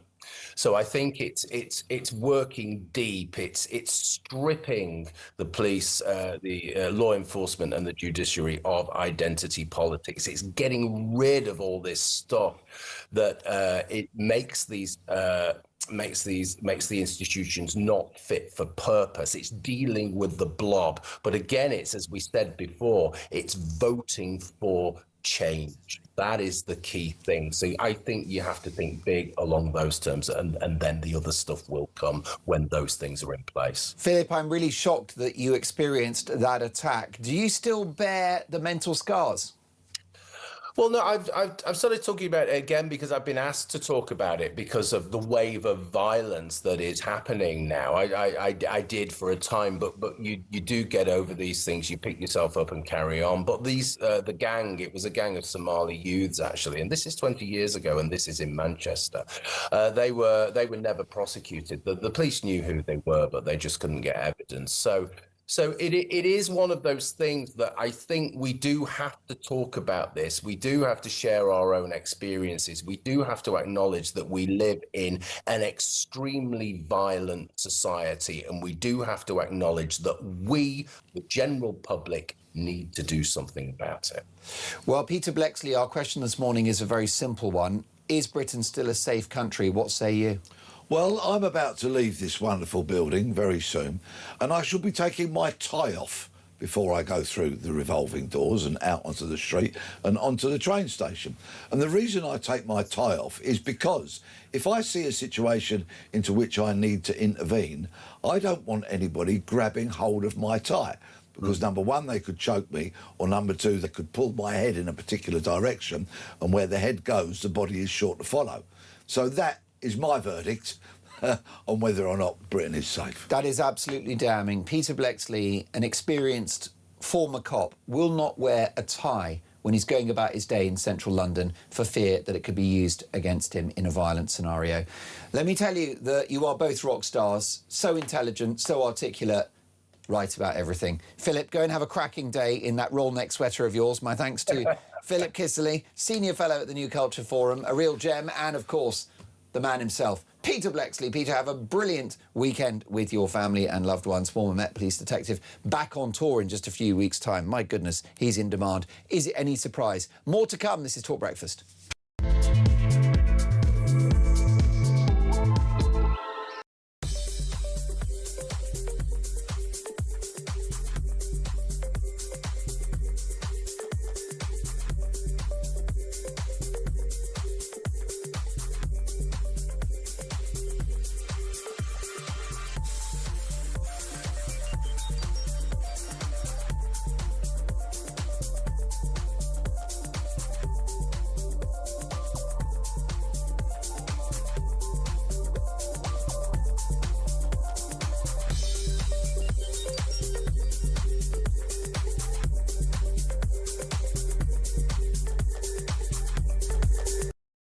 Across the UK, on DAB+, on YouTube, on your mobile, and on your side. This is Talk. Kevin in Southampton, good morning, Mark. It's about time the Met Police go into special measures. If I hear the words lessons will be learnt one more time, I will scream. Kev, thank you for that. Is Britain still a safe country? Let's get the views of Alex Wilson, Reform UK London Assembly member. Lovely to see you again. Morning, Alex. Good morning. Great to be with you. I'm going to get to the absurdity of Mayor Khan's recent remarks, but can I ask you about your overview regarding safety and the capital? The authorities will tell you that actually crime is down, but it doesn't feel that way, does it? No, not at all. And, I talk to lots of Londoners right across our great city, and it is a great city, and but it could be even greater, and it could, of course, be much safer than it is. Because the number one concern that people that I speak to on a regular basis have is this feeling of safety and fear of crime in London. And whether that's burglary, the fact that only 2% of burglaries in outer London ever result in a court summons or a charge, whether it's that there's a rape reported every hour, whether it's that knife crime on Sadiq Khan's watch has gone up by at least 2/3 since he was first elected in 2016. Now, he's very good at cherry-picking certain statistics that will show some things improving over the last year. OK, that's great, but you've got to look at his overall record from the day that he was elected in 2016 to now and ask yourself, is London a safer city now than it was then? No, it isn't. And that's the mobile phone theft hotspot of Europe. 100,000 mobile phones stolen on London streets in the last year. So the knife crime epidemic. And that's happening at a time when, under his direction, the use of stop and search on London streets has been cut by about a half in the last 3 years, and also at a time when he's closing police station front counters. So it's no wonder that both in real terms, the crime figures, say, across that whole breadth of his record are worse, but more importantly, that feeling that people have on London streets. We want people to feel safe and feel happy and feel comfortable in London, to go around their daily business without that kind of fear that they're going to be mugged or robbed or whatever. And that simply isn't happening at the moment. And he's got to bear a lot of responsibility for that. Most definitely. And the awful crimes of Simon Levy happened in the capital with a culture of policing and a judiciary asleep at the wheel, which enabled this guy to commit his crimes for far longer than was necessary. Yeah, it should have been picked up much, much earlier and dealt with, and then him not being given that space and that opportunity to continue, victimising people, causing, well, it's just absolutely, heartbreaking reading the details of that case. And yes, the Met were asleep at the wheel on that one. And it's so bad, isn't it? I mean, this guy, there was one occasion when his bail was extended whilst he stood accused of the most egregious crimes and when there was a clear pattern of behaviour, and the presiding judge decides, we will extend your bail so you will have a further period of freedom. And on that occasion, when the bail was extended, on that same day, he raped a woman. Yeah, it's absolutely heartbreaking to hear that, and the entirety of the policing and judicial system had let those victims down, and need to be held accountable for that. Most definitely. So what's Mayor Khan been up to? Well, he's doing what he does. He's still in post and still, I think, getting a lot of things wrong. We've talked about the safety on London streets and the feeling that people have going about London's business, but also across a whole wide range of issues he's failing on. On transport, we are the most congested city in Western Europe, and it's the hardest place, or it's harder than ever, rather, to get on the housing ladder, whether that's for purchase or for rent. Lots and lots of problems with London, and yet Khan, the way he kind of tries to shut down any debate or criticism of his record, he just says that you're talking down London. No, Mr. Mayor, we're not talking down London. We want to talk up London, but what we want to do is recognise that under your watch there are a lot of problems that aren't being solved and that should be getting tackled and should be getting better. London is a great city. It has a fantastic history, rich tapestry of culture and so on, and yet it doesn't feel as good a place as it does when I moved here 20 years ago. And that's largely come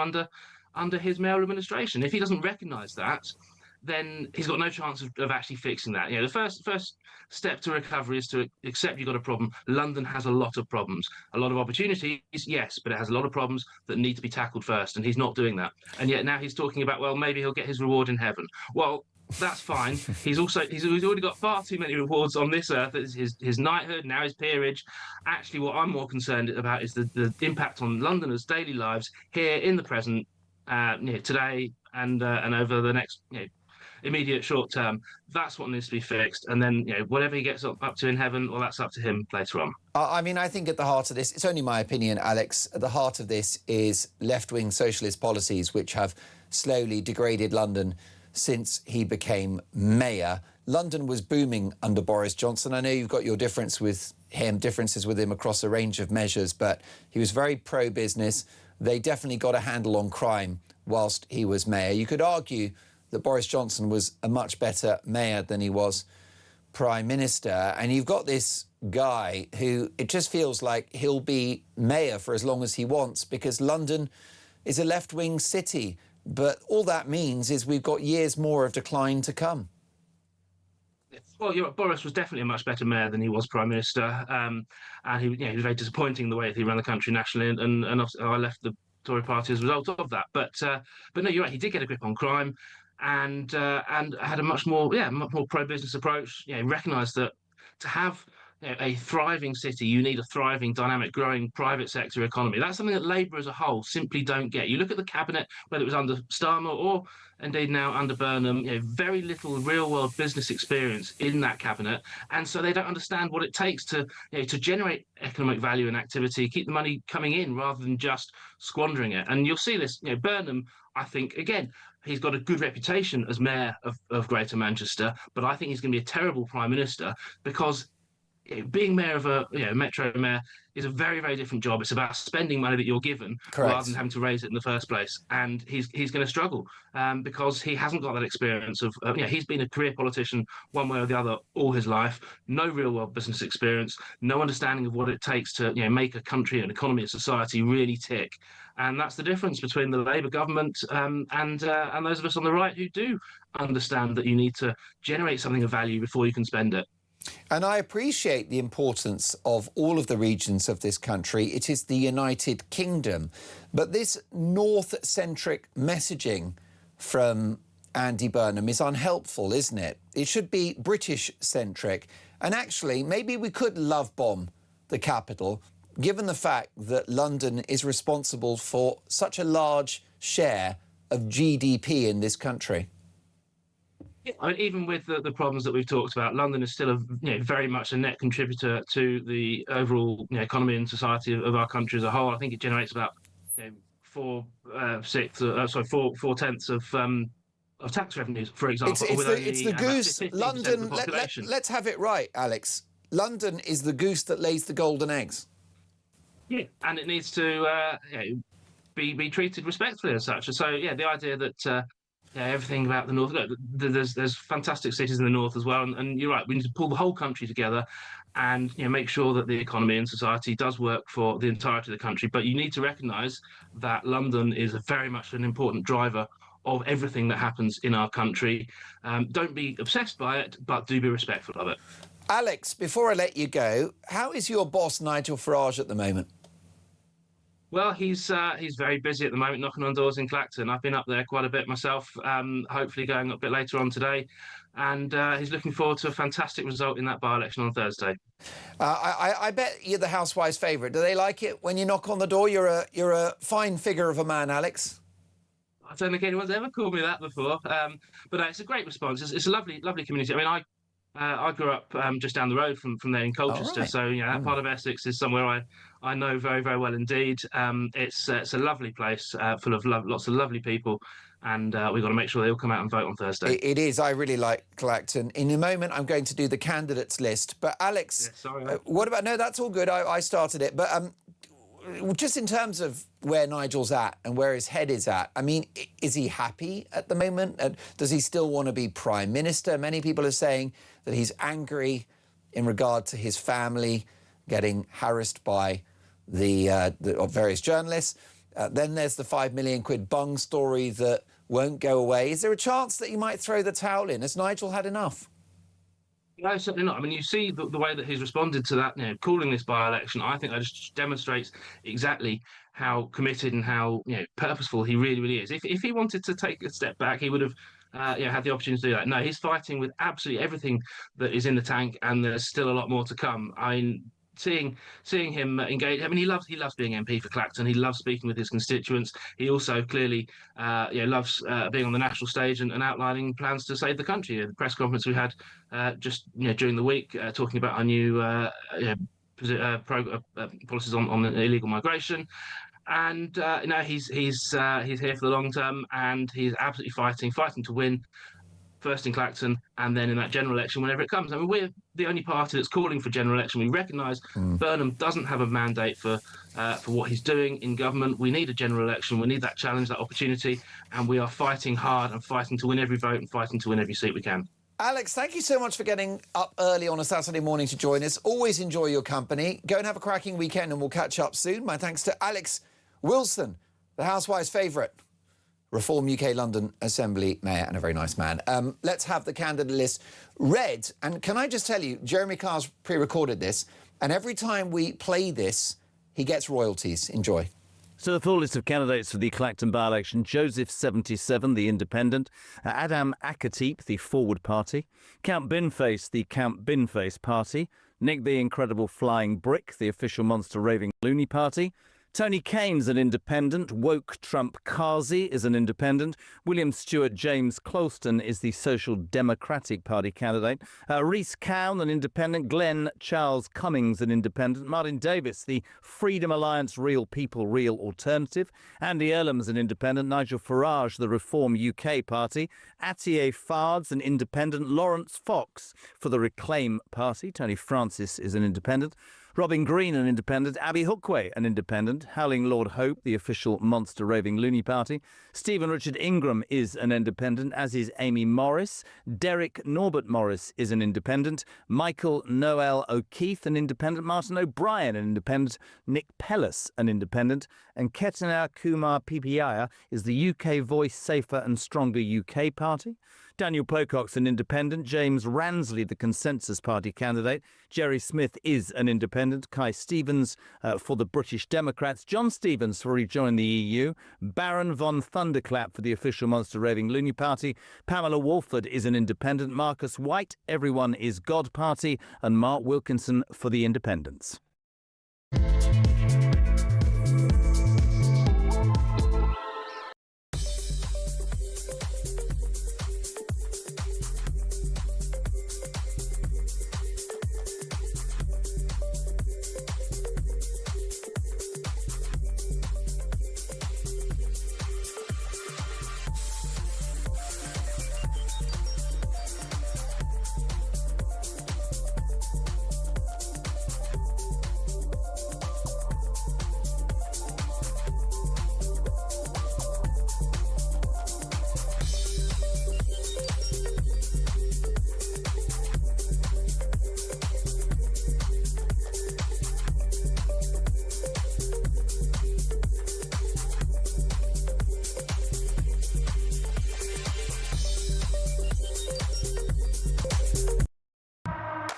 A week now spent learning the detailed ropes and the administration and all the problems that will face him a month or 6 weeks later on when events in the Commons, events elsewhere start hitting him.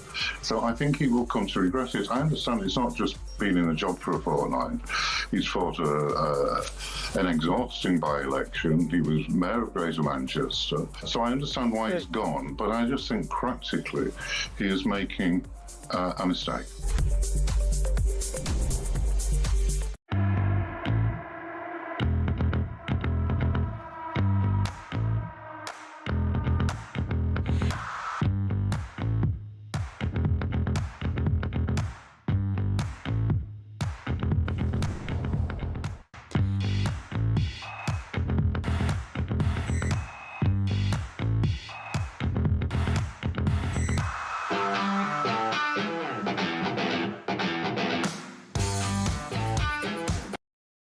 Across the UK, on DAB+, on YouTube, on your mobile, and on your side. This is Talk. An almighty war of words has broken out between the Duchess of Sussex and American cultural icon Martha Stewart.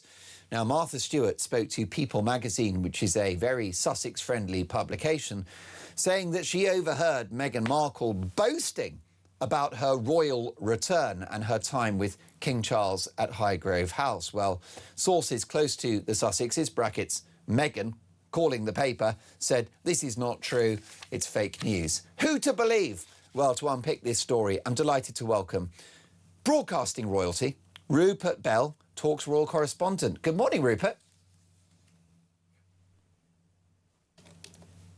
Can you hear me? We're back and we're in the room. Rupert, I mean, another day, another public row involving the Duchess of Sussex. Do you remember the war of words with the Kardashians over the supposed opt-out of photographs at Kris Jenner's party? The centre Barley row between Harry and Dr. Sophie Chandauka.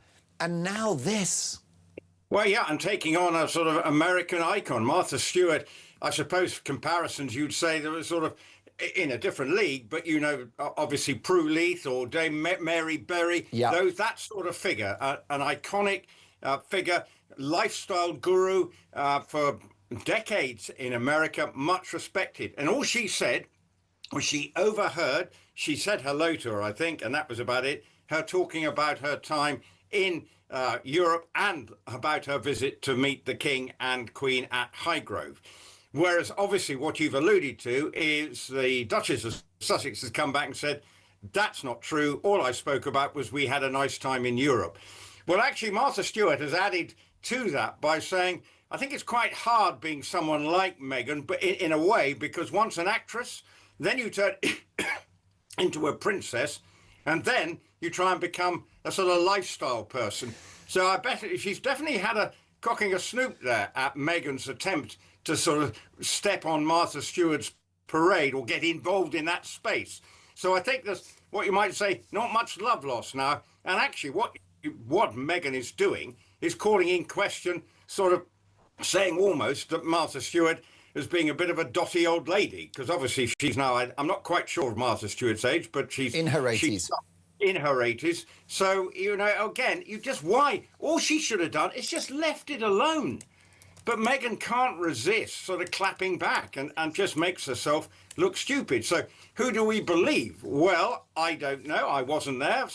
But I'm probably most people are more inclined to think Martha Stewart might be talking right, because what's Martha Stewart got to gain for not telling what exactly happened? So, again, an unnecessary war of words, and once again, potentially reflects badly on the Duchess of Sussex. Well, Martha Stewart is an absolutely stunning woman. She's 85 years of age. She looks about 50. She's an incredibly accomplished person, as you've said, Rupert. She is a multi-millionaire and an American cultural icon. So why would she lie about what Meghan may or may not have said at a dinner party? Martha Stewart doesn't need the clicks. Yeah. She doesn't need the headlines. She doesn't need the money. Yeah, and also she added to what she said, you've got to be authentic in what you're doing and believe in what you're doing. And if we've looked at some of those programs, Mark, I'm sure, and that Meghan does, and you actually go, what the heck's this all about? You know, she's just chopping vegetables. Whereas, and occasionally, candles and producing rosé, she's not probably put in the hard yards, which I would have thought. Martha, with her team, and look, she's big business, so she will have a big operation behind her, sort of creating the Martha Stewart effect around whole of America. But it was hard won. She did not achieve it overnight, whereas Meghan's approach to her lifestyle brand is, well, it's because of who I am, it's easy. Well, actually, nothing is easy. You don't get something without a bit of hard graft. And I think that's what lots of people seem to feel, that Meghan thinks that everyone are just going to buy her spread or whatever it is because of who she is. Well, you don't take on Martha Stewart if you want to enhance your brand. I wouldn't have thought in America. Well, that's right. And Martha Stewart's net worth is a reported £500 million. And she's done that through recipe books. She's done that through TV shows. She's had amazing food products out there. And, of course, the pots and pans and various kitchen devices, homeware, you name it, Rupert. Yeah. She's produced it. And in many ways, Martha Stewart is everything Meghan Markle would love to be and is not. Exactly. That's the marketplace she's trying to get into, because it's obviously worth, as you say, an awful lot of money if you get it right. Because there is her TV programs did shift the dial. If Martha Stewart said something, then Middle America leapt and bought it. So in many ways, Meghan wants to be in that space, but she's not going to get there if she's having a pop at someone she sees as potentially she wants to be her heir apparent. Well, it's just not happening. That Netflix program didn't move the dial. It hasn't been recommissioned. We would promise that we'd have short vignettes now as to promoting some of her stuff. Well, we're seeing her basically going to Girl Guides and offering them raspberry spread on some cookies. I think that's what we last saw. I may have got that slightly wrong.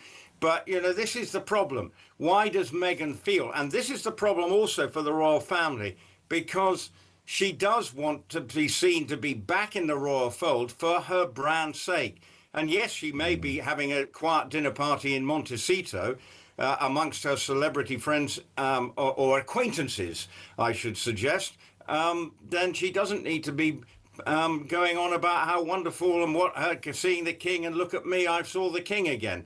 Well, that's not what the royal family really want. They want her to put up, shut up and prove that you do want a genuine rehabilitation without the soap opera afterwards. And this is another example of the soap opera. He said, she said, she said. Who is right? I don't know, but it's part of the Sussex soap opera. Well, you're right, Peter, to say that we do not know who is telling the truth on this occasion. You can look at whether or not Martha Stewart needs the headlines and the clicks. I have my doubts. But if Meghan Markle had been sitting there at this dinner party among the Hollywood elite with producers and entrepreneurs. No one around that table, Rupert, worth less than a few $1 million. And it wouldn't be surprising if Meghan was waxing lyrical about her royal reunion, because it's quite clear that things aren't really happening for Megs in the United States at the moment. Netflix have not just scaled back the broadcasting deal with the Sussexes, they've torn up the arrangement to sell her jam and flour sprinkles. So if Meghan was trying to gain plaudits from her royal return, you wouldn't be surprised. No, and that's, she needs that brand. You know, you hear occasionally when she gets announced, the Duchess of Sussex. She likes that trapping, but she doesn't like. She obviously wasn't happy with the way she feels she was treated in the UK. That she had to be basically not seen at all. You know, it's like, children should be seen and not heard. Well, maybe there's something right about Meghan. Meghan shouldn't even be seen, and definitely shouldn't be heard in the eyes of the royal family, because they know that it creates a drama. And in a way, for the king, he just wanted to do, he's trying to do what's best for him as a father of Harry. He wants to see his son. He wants to see his grandchildren. Yet Meghan seems to knows that being associated to the royal family is what her brand needs so desperately. And that is the sad fact for the royal family, that Meghan knows that her business career isn't flying. It always seems to be surrounded by some poor publicity on her. Her PR team shouldn't have even countenanced responding to Martha Stewart and told her to shut up in this case, whatever the whys and wherefores, because it just creates more sort of drama around her. But trouble is, I'm not sure she's great at listening to advice. Rupert, always the highlight of the show. Have a brilliant weekend. No doubt you'll be covering sport and much besides. Our warm best wishes to the fragrant Mrs. Bell, and we'll catch up soon. Rupert Bell talks royal correspondent. More to come. Is Britain still a safe country?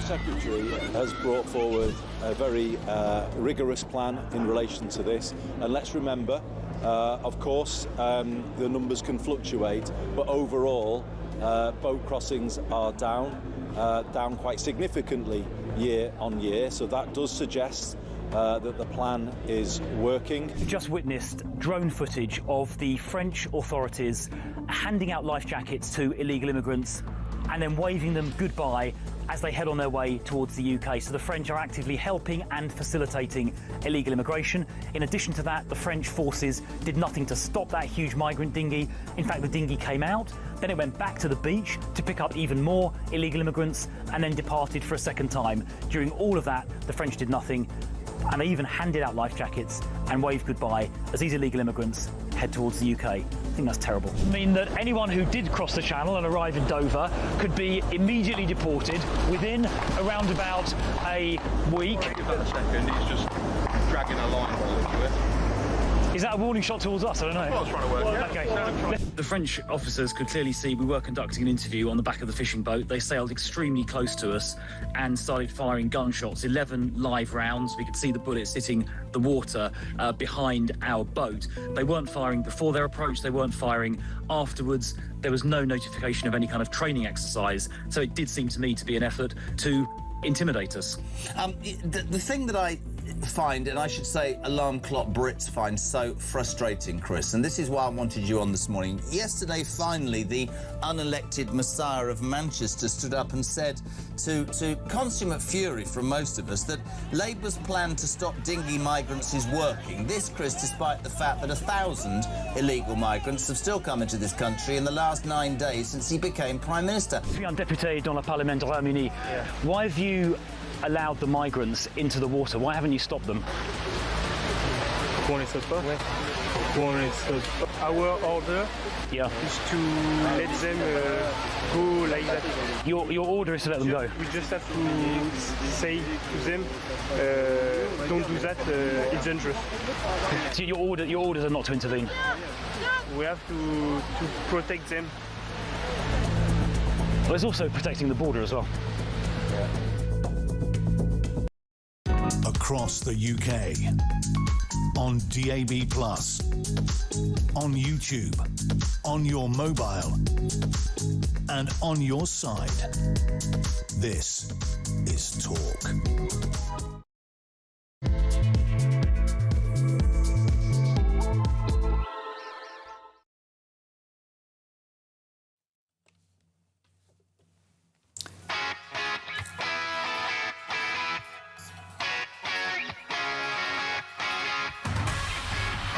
Three minutes past 8.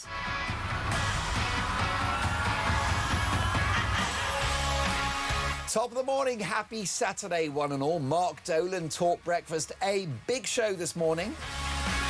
Dolan's dispatch coming at 9 a.m. It may get me cancelled. Good. Fantastic guests across the political spectrum reacting to the big stories of the day and today's front pages. And our question this morning is a simple one. Is Britain still a safe country? Multiple opportunities to stop rapist and murderer Simon Levy were ignored as the police and justice system stand accused of shocking incompetence and institutional failure.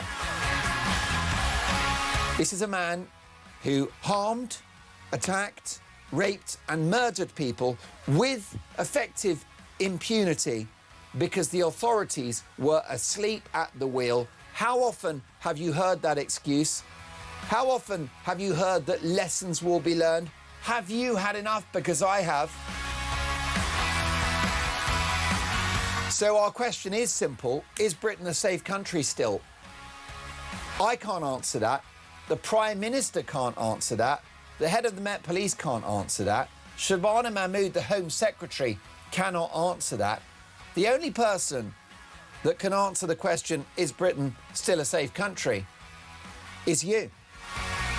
Because this is where you live, this is your country that belongs to you, it's your home. How has your life changed over the years because of your fears of crime? Have you had your car nicked? Have you worried about your kids? What's going on? Are you safe walking home from the pub at night? How safe is Britain? Is it still a safe country? Tell me your stories, tell me your experience, tell me how you feel.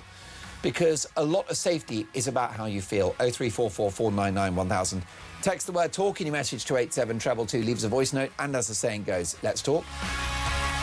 Rory is taking your calls. The brilliant Phil Dave is our executive producer today, and Nahar is directing our TV output. So if you want to watch the show, then head over to YouTube, search Talk and Up We Pop. Give me your appraisal of the outfit. I don't know, are you feeling it today? This tie divides opinion. Dave the engineer is back. My bitter tug of love with TalkSport for his services has been successful. He's mine now, and he's here to stay, costing me a small fortune, but worth every penny. What do you think, folks? Is Britain still a safe country? 0344 499 1000. Busy show, home of common sense, as the saying goes, let's talk. And let's do so in the company of a very good friend of mine, Charlie Rowley, political commentator and former special advisor. Good morning, Charlie. Good morning. Happy Saturday, as it is not Friday, as I said to you outside earlier on. Well, I did wonder about that. You seemed confused about what day of the week it was, which is either because you're working too hard or because your lifestyle on the social side has got a bit out of control. Well, I fear I was just starstruck to see you. I wish it was the latter. I wish it was the latter. But, I'm very lucky you do. Charlie gets quite giddy when I'm around.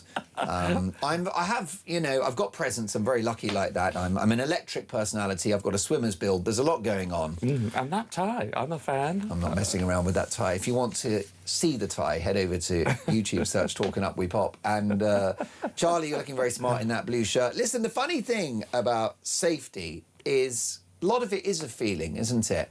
And if I just take the temperature of the nation, if I feel the pulse, if I look at the calls, if I look at the texts coming in, people do feel measurably less safe than they did 2 or 3 decades ago. And I've got folk in their 60s and 70s saying that they walked to school at the age of 6. Well, you wouldn't do that now, would you?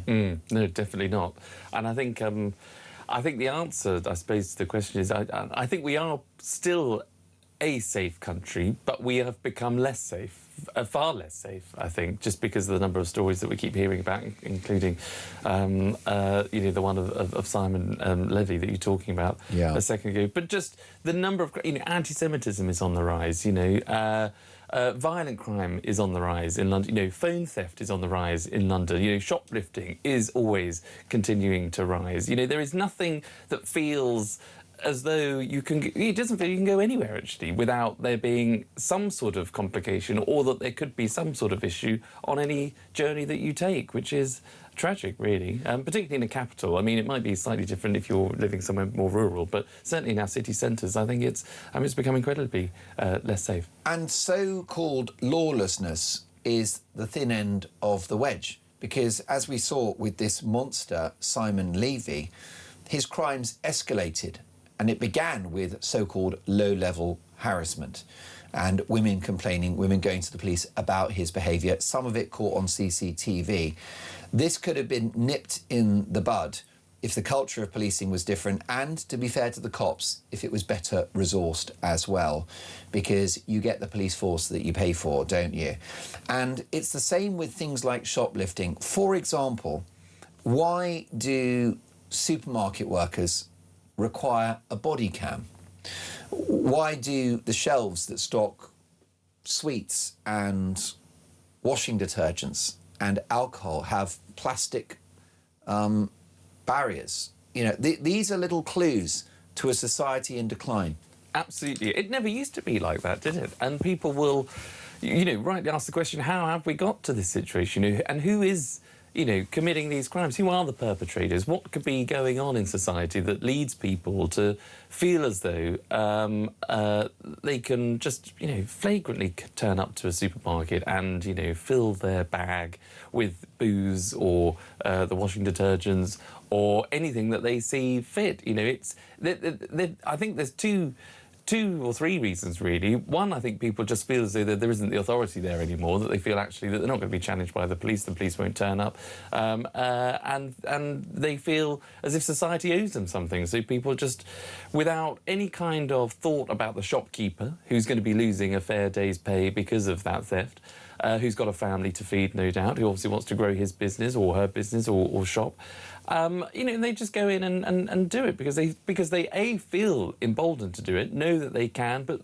probably because they know that they're just not going to get caught, which is why it then relies on the shopkeeper or the shop assistant, who usually can be quite young, or students, for example, and on the minimum wage, and on a minimum wage, and then having to have to confront these people. Is that their job? Of course it's not. I mean, and that's that. We're putting these people in that situation because as a society, we're not saying, or we haven't been saying, come on, police, get your priorities sorted out. Don't go knocking on the door of someone who's just sent a few tweets.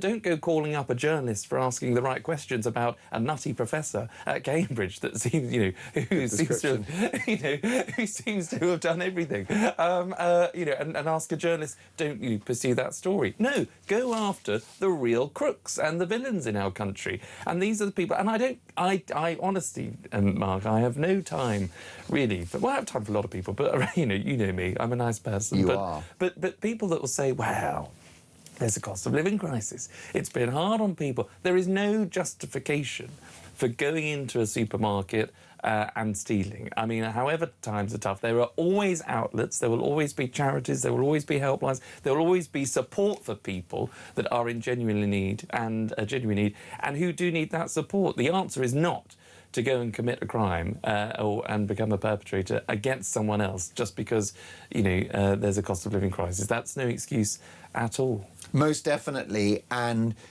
human beings haven't suddenly become more evil, and the population haven't suddenly become poorer. Yes, there's a cost of living crisis, but if you look at, for example, shoplifting, the head of the co-op recently said that a lot of it is gang-related, and it's about the drug trade.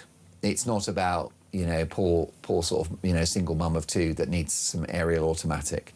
That's not generally what's happening. So it's got to stop, and my viewers and listeners feel definitely insecure. And the problem you've got is this is why we pay our taxes, and it's making life miserable for people, and people are changing their lifestyle. Peter Blexley, ex-Met detective, does not travel with a tie on public transport in case he's involved in an altercation, and then he will be grabbed by the tie and therefore vulnerable. I mean, this is what people face now. You've got folk don't go around with a nice watch. They don't take their phone out in public for fear it will be snatched. And this is death by 1,000 cuts, isn't it? People are just start to sort of coexist in this culture, the new norm. Well, I didn't know that about Peter. I mean, I saw him, we were crossing paths on the way, and I thought, oh, he's just let standard slip. I thought Peter Blexley not wearing a tie. I know, he was wearing ripped jeans and sliders as well. I was like, what's happened? I think it's a midlife crisis, I can't lie. That's what, you know, a man on tour does. He's changed his lifestyle. I think he's having an affair. That's normally what it is. Yes, yeah. Let's hope he's not listening. But you're right. I mean, and it's about. I think it's about the community, isn't it? You know, because as a community, you would be able, if you saw, you know, some young, you know, group of people sort of going into a shop and sort of mucking around, you kind of felt emboldened to be able to say, come on, guys, you know, pack it in, or, you know, give the, you know, guy or girl a break behind the till. You know, you felt as a society or as a community more able to intervene and able to sort of confront, you know, people that are committing antisocial behaviour. Now, you know, you wouldn't dare because you don't know what the risks might be. What did you make of the right royal dust-up between Nigel Farage and Kemi Badenoch this week, with the leader of the opposition, got to remind people that's the Tory party leader for now, Kemi Badenoch calling Reform UK woke because she said that what they do is they fall into the trap of the left, which is to have the victimhood mentality and to blame certain groups, in the case of Reform, I guess foreigners. So she calls Reform UK respond by calling her a sort of serial failure. I mean, the right are fighting like rats in a sack at the moment, aren't they? And I'm not sure it's doing any of us a favour. No, and that's the key. I mean, at some point, you know, they're all going to have to sort of wake up to the reality that, you know, who is the real opposition here? OK, they're all leading, you know, and I include Rupert Lowe in this, you know, they're all leading different parties. And therefore they've got to try and, you know, I think they're still stuck in the view that, right, they've got to hoover up some of the vote share of other parties, so they've got to attract people that might be more amenable to moving from, for example, the Conservative Party to Reform, just as Rupert Lowe tried to move people from Reform to Restore. But I think there is now a reality or a focus of minds that, you know, Andy Burnham is a better communicator than Keir Starmer. I think we can give him credit for that. But it didn't take much. So Burnham is doing a bit better. But he hasn't quite got that Burnham bounce. I mean, he's now on holiday, which is bizarre to me, because you would have thought, you know, you've avoided a leadership election, you're avoiding Parliament, you can avoid it for 6 weeks, you can avoid all kinds of scrutiny, you've got a 6-week free run and reign to do whatever it is that you basically please and announce all these policies left, right and centre. You should be doing more of that. So I don't know why he's decided not to go away, or why he has decided to go away, but there you go.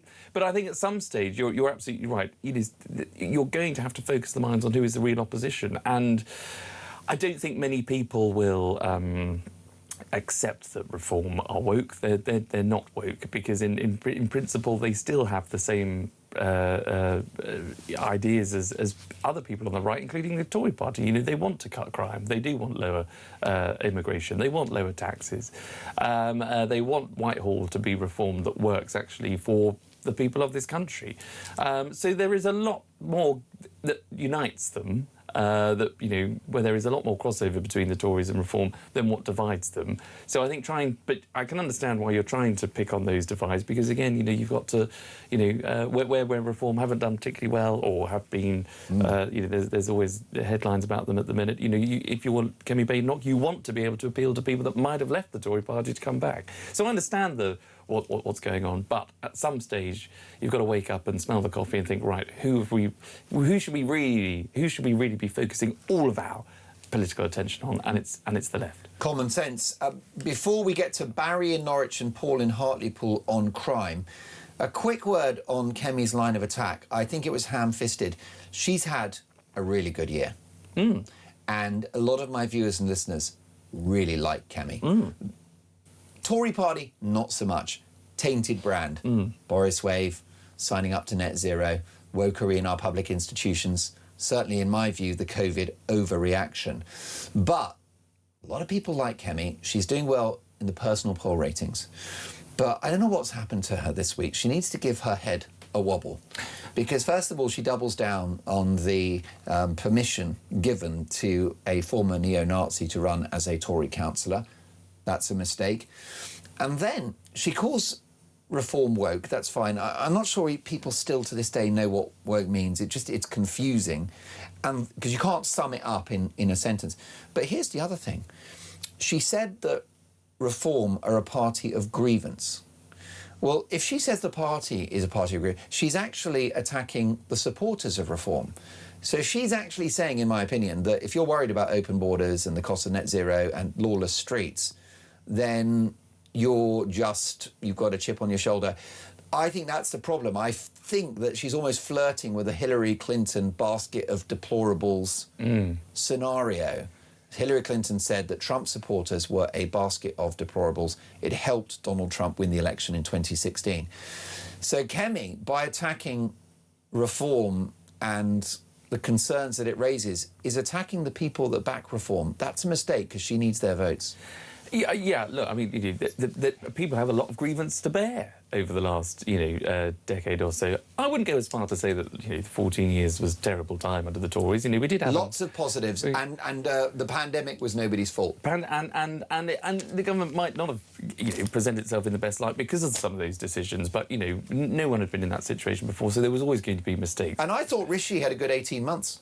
Yeah. I mean, inflation was, 11, 12% when he became Prime Minister? He got it down to 2%. Yeah, and look, had he maybe come in a bit earlier, and we didn't have the sort of the chopping and the changing of prime ministers in between, I think that's where people then sort of fell out of love with the Tory party, because it was too inward looking. They were just talking amongst themselves and not actually getting on with the job of governing. So, look, there will be people with lots of grievances, and Reform have done particularly well in articulating those grievances. Now, the question is about, do they have the solutions? And that's what Kemi, I think, where she feels she's on strong ground, is that she won't announce something unless she's got a fully, signed-off package of measures to deal with the problems, and she wants to answer the questions of what the country needs to deal with. So that's her sort of strength. I think that's what she wants to go on over the next couple of years. But you've got to be in the game, and when there are people that are worried about early prisoner releases, when there are people that are worried about the small boats crossings, you've got to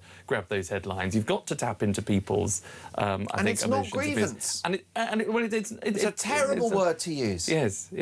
Yeah, you could use a different one, I suppose. But it's gaslighting millions of people who are worried about the direction of travel of the country. Well, and these are, and you're absolutely right. And she calls it grievance. Yes. How dare you? And to your point, these are people who had, in 2019, for example, voted Conservative. This is the red wall of people that never voted Tory before, that had traditionally voted Labour, now going over to Reform. You can't just write those people off.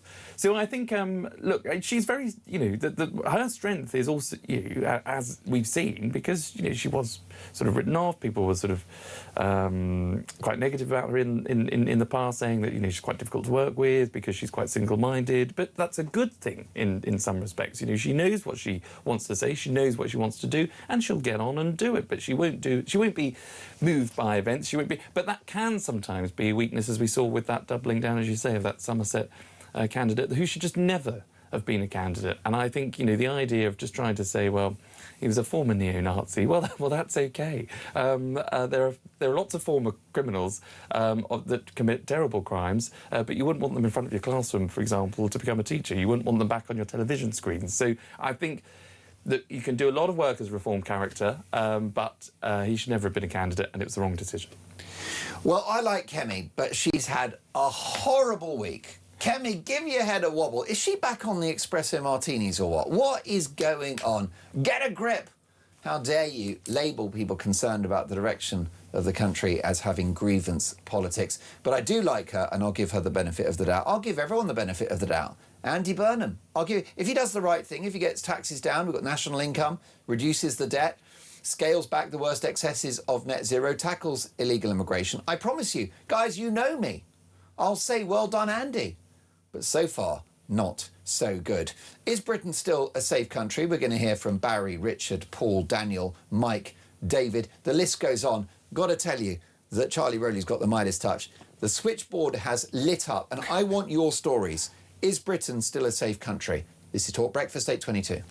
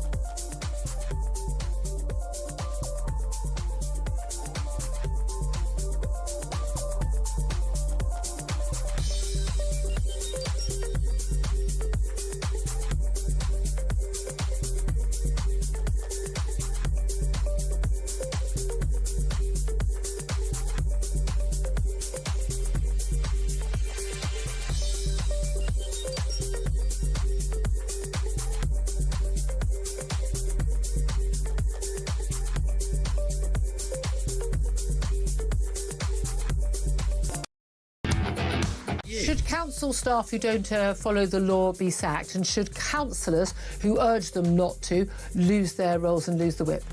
Well, I don't know is the answer. Why don't you know? It would depend. I know the answer to that. It would depend on the circumstances. No, it wouldn't. Before I start calling for if you urge people to break the law, you shouldn't be in public office. I think it would depend on the manner in which that was done and the circumstances. Why? But my overall point is that they need to abide by the code. So if they need to abide by the code and they don't, they'd be breaking the law and urging someone else to break the law.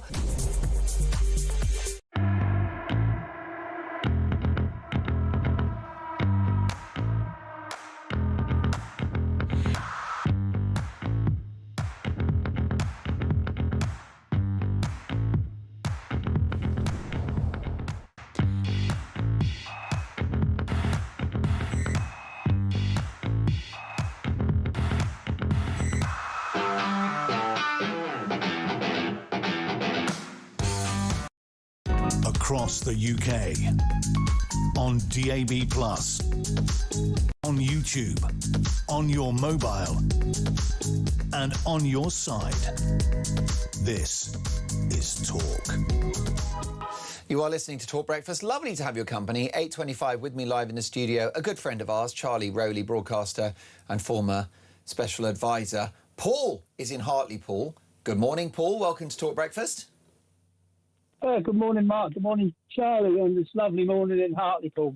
Oh, the sun has finally... Yesterday we spoke, Paul, and I said I was going to send you some sunshine, and it's happened. Yeah, and it's our first home game of the season today, so we're optimistic up here. Now, what league are Hartlepool FC in?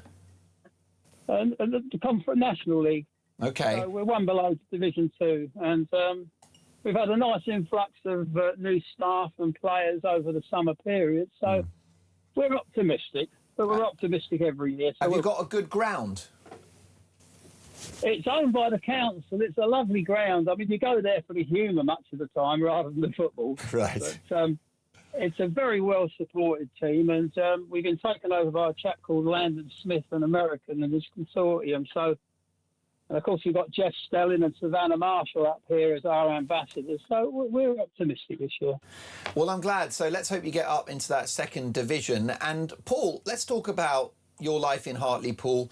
Do you feel safe? You know, is Britain a safe country still? What do you reckon? No, we've lost the streets. The police lost the streets between 10 and 15 years ago. Notwithstanding the dreadful mess the judiciary's in, the police are failing in three main areas. The command teams, that's your chief constable, deputies, assistants. These are the guys that sign off on the way ahead. They're simply not up to the task, most of them. They've rocketed through on fast-track Mickey Mouse degrees. They don't understand how to run the streets.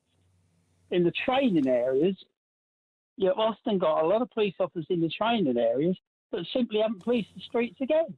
So, you know, you look up there and you see them, and they're setting the direction for the young officers.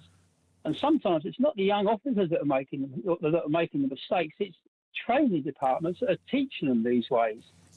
And the other area that we've got to get shot of is the College of Policing. It's a daycare centre for failed police officers. And I'll give you 2 bits of evidence there. 15, 20 years ago, they brought in non-crime incidents, which they now call hate crime. Don't get me started.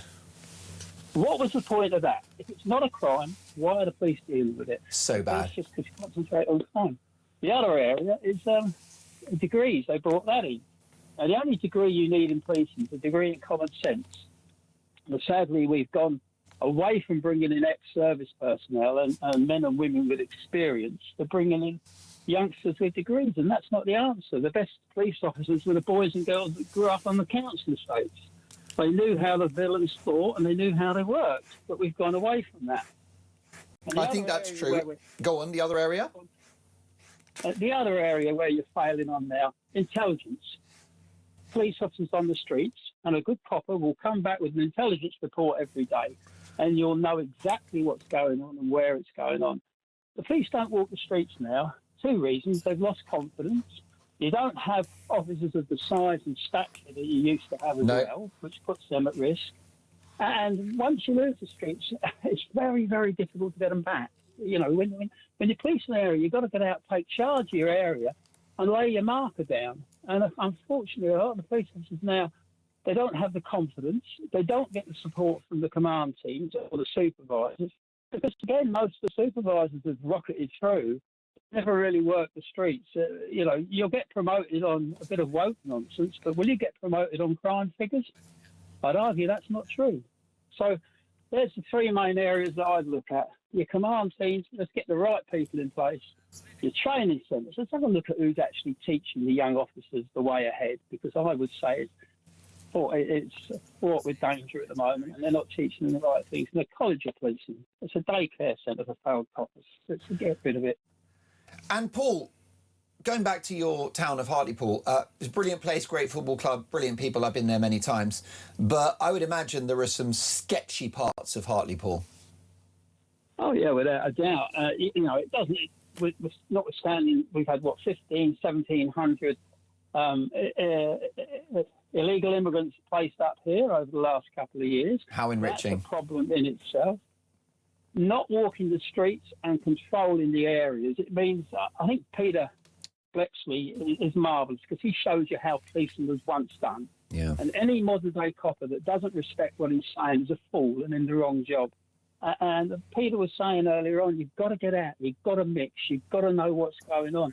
Our kids now, our young coppers now are going from job to job. They get very little support. And stop and search. Stop and search is a fabulous tool. Just use it properly. Just use it properly. It's as simple as that. Paul, you've got so much common sense. You could either be the head of the Met or you could even be Home Secretary, because you get it, I get it, our audience get it, and those that govern us do not. Paul, really enjoyed. I've had double bubble. I've had Paul in Hartlepool 2 days in a row, and I couldn't be happier. Barry in Norwich is another good friend of mine. And Barry, good morning. You're live with Charlie Rowley. What have you got to say? Good morning, Mark. Good morning, Charlie. Charlie Rowley, come on. I mean, you know, I listened to what you had to say, and fair play to you try to defend Kemi. The problem is with Kemi Badenoch, very quickly, she's the right person, wrong time, and she's tainted with the previous Conservative Party. It'll be a long, long time before the Conservative Party are back in power. They remind me of an octopus. They are just trying to copy reform policies. As simple as that. Yeah, and they're not going to get in power, so forget it. Yeah, they're done. They won't even be the opposition next time. Yeah, so you know, they've had their time. They had 14 years to get it together, and they couldn't do it. Every election they promised reduced immigration. Every time went up and up and up and up, legal and illegal. Yeah, they're done. Yeah. What about this, Barry, as an idea? A reform Tory coalition. Is that the dream team, where what you've got is you've got the experience of the Tories in government and you've got reform in there to keep them true? I'm not really happy with reform anyway, to be honest with you. Yeah, right, because I don't like the way they started importing failed Tories that were part of the problem that reform said they were going to deal with. Yeah, Suella Braverman was Home Secretary twice. And she had to, I mean, she couldn't stop the boats. Yeah, all right, Robert Jenrick resigned on principle, so he says, I think he's a career politician and he just wants to follow his career. Yeah. But anyway, getting back to the police, if that's all right. Of course. The problem with the police is the worst thing that ever happened to the police in this country, they were changed from a police force to a police service. They no longer uphold the law. When I was younger, back in the 80s, 90s, they had a big police station in Norwich and little police stations all around the city.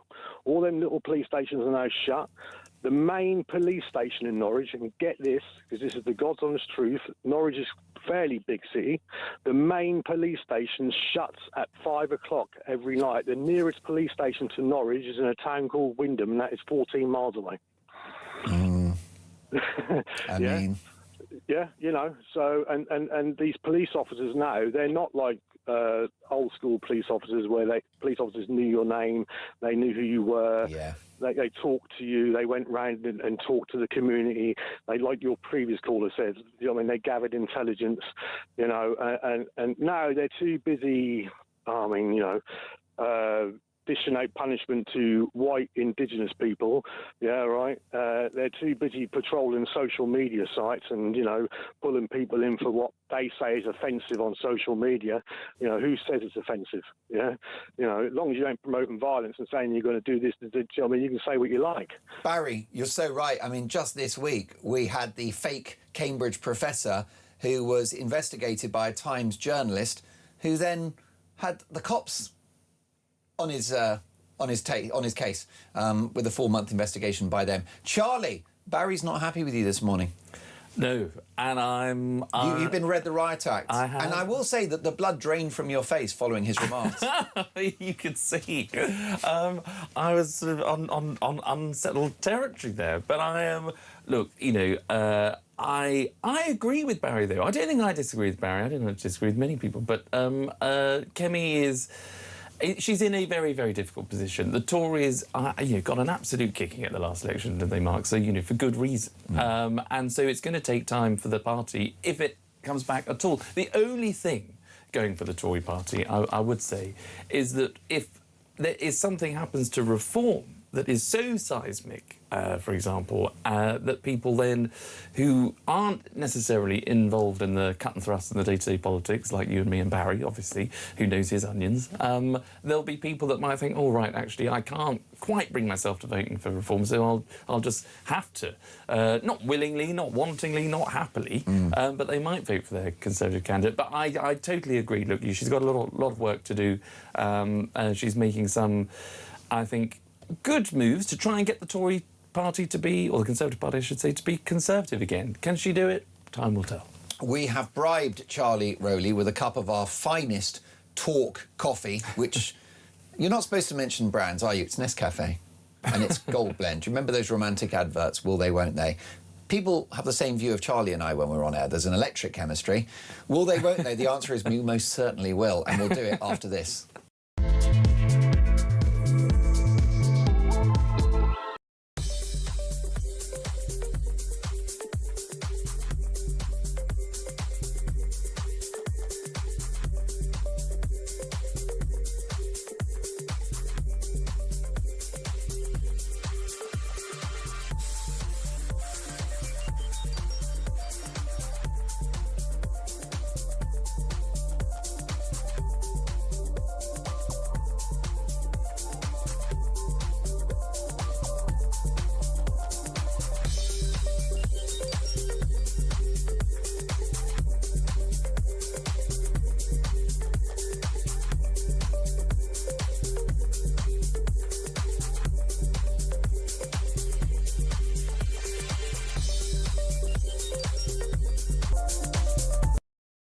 Across the UK, on DAB+, on YouTube, on your mobile, and on your side.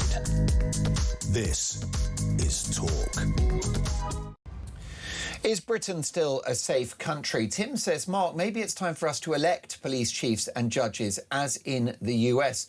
I think that's not a bad shout, actually. Linda Good morning, Mark. Linda in Worcestershire. The situation in the UK now is the Islamification of the country. Women are being made to feel they are safer staying indoors, not going out day or night. Betty. Hi, Betty. How are you? Mark, up until very recently, all kids have been able to walk to school on their own from 7, and they now can't do it. What about this from Michael in his mid-80s? Hello, Mark. One of the most important changes we need to make is to take back teacher training. Schools need to be the starting point to teach right from wrong and to be proud of our country. 2 years of national service would be helpful. We'll get to more of your feedback very shortly. But with me live in the studio, Charlie Rowley, broadcaster and talk star. And Malcolm is in Cheltenham. Good morning, Malcolm. Welcome to Talk Breakfast. Good morning, Mark. Thank you for taking my call. Well, I'm delighted that you picked up the phone. What motivated you to do so, Malcolm? Well, I'm a retired police officer. I go back a long way. I'm 81 years of age now. I joined the police force in 1961, so I'm back to the Dixon and Dock Green days and remember what I've experienced since then as in what was good and bad policing. And so I have a lot to offer. In addition, when I joined the police force as a 16-year-old cadet, I had 2 O-levels, maths and English. I ended up having studied in my spare time with a law degree, 2 master's degrees and a PhD, all in criminal justice, policing and criminal justice. So I think I have a little bit to offer. Basically, where are we going wrong with the police force? Number one, we're going wrong we've got to start with the top. Police and criminal, the police community support. Sorry, not the police. PCSOs. No, I'm talking about the police and crime commissioners. The police and crime commissioners. I spent 3 years of my police career at the Home Office. I was seconded to the Home Office. This was in the late 1980s when Maggie was Prime Minister. I saw how the civil service operated. And luckily we had sensible chief constables as our bosses down there at the time. Things that were being suggested in 1985. Let's have police and crime commissioners. They weren't named that, but that was basically what it was of.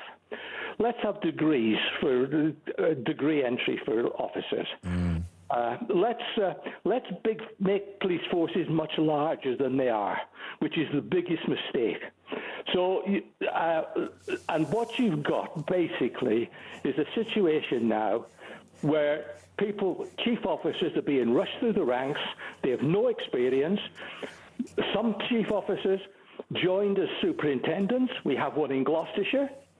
What experience have they got to be chief officers when they've never probably taken a case to court, never arrested anybody, ended up, and now they're running the country? So we have a lot of major problems to deal with if we're going to get back to what policing used to be. Well, Malcolm's got the experience, hasn't he, Charlie? And that set of measures sounds like it makes a lot of sense. I mean, he mentioned, for example, the size of police forces now. And what happens is they lose the local intelligence and the local expertise. Yeah, absolutely. Well, first of all, and congratulations on all of that hard work and studying. I hear there's a vacancy at Cambridge University that could be filled, Malcolm. It could be you. That's a great idea. Which wouldn't go amiss. I think we need it. Someone with a bit of common sense. Malcolm, Cambridge University Professor of Policing. I'd bite your hand off for that. Quite right. Because, Malcolm's right. The way in which policing has changed over those years. I mean, police and crime commissioners, it took me a while to get behind, and then I got behind them, got quite excited by them, but they, I think, were still too much in bed, really, with the chief constables. They're there to hold the chief constables to account. They are the ones, the police and crime commissioners, were there to identify the policing priorities of the local area and to make sure that there is a plan delivered by the police to combat what local people want combated. So that is trying to realign, basically, the public saying, look, I know all these issues in this area. We've got high antisocial behaviour. The public ultimately then became over-relied on to provide the intelligence where policing could have filled that role previously. So it was the local public telling police and crime commissioners this is what we want to see, and then the police and crime commissioners trying to work out a local plan. Now, that sounds quite complicated, but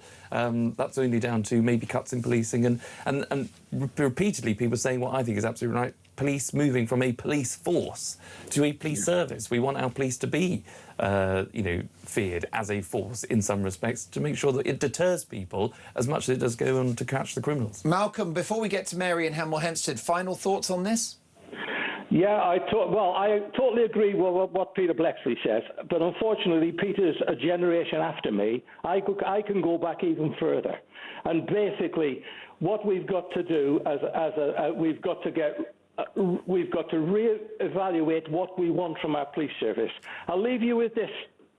When I was a young constable, we went to the district training centre. We were told what the definition of a constable was, and that outlined our duties and responsibilities. I can relate that to you now, 60 years later. I bet that is not taught. And that definition I'll leave with you. A constable is a citizen locally appointed, having authority under the Crown for the protection of life and property, the maintenance of order, the prevention and detection of crime, and the prosecution of offenders against the peace.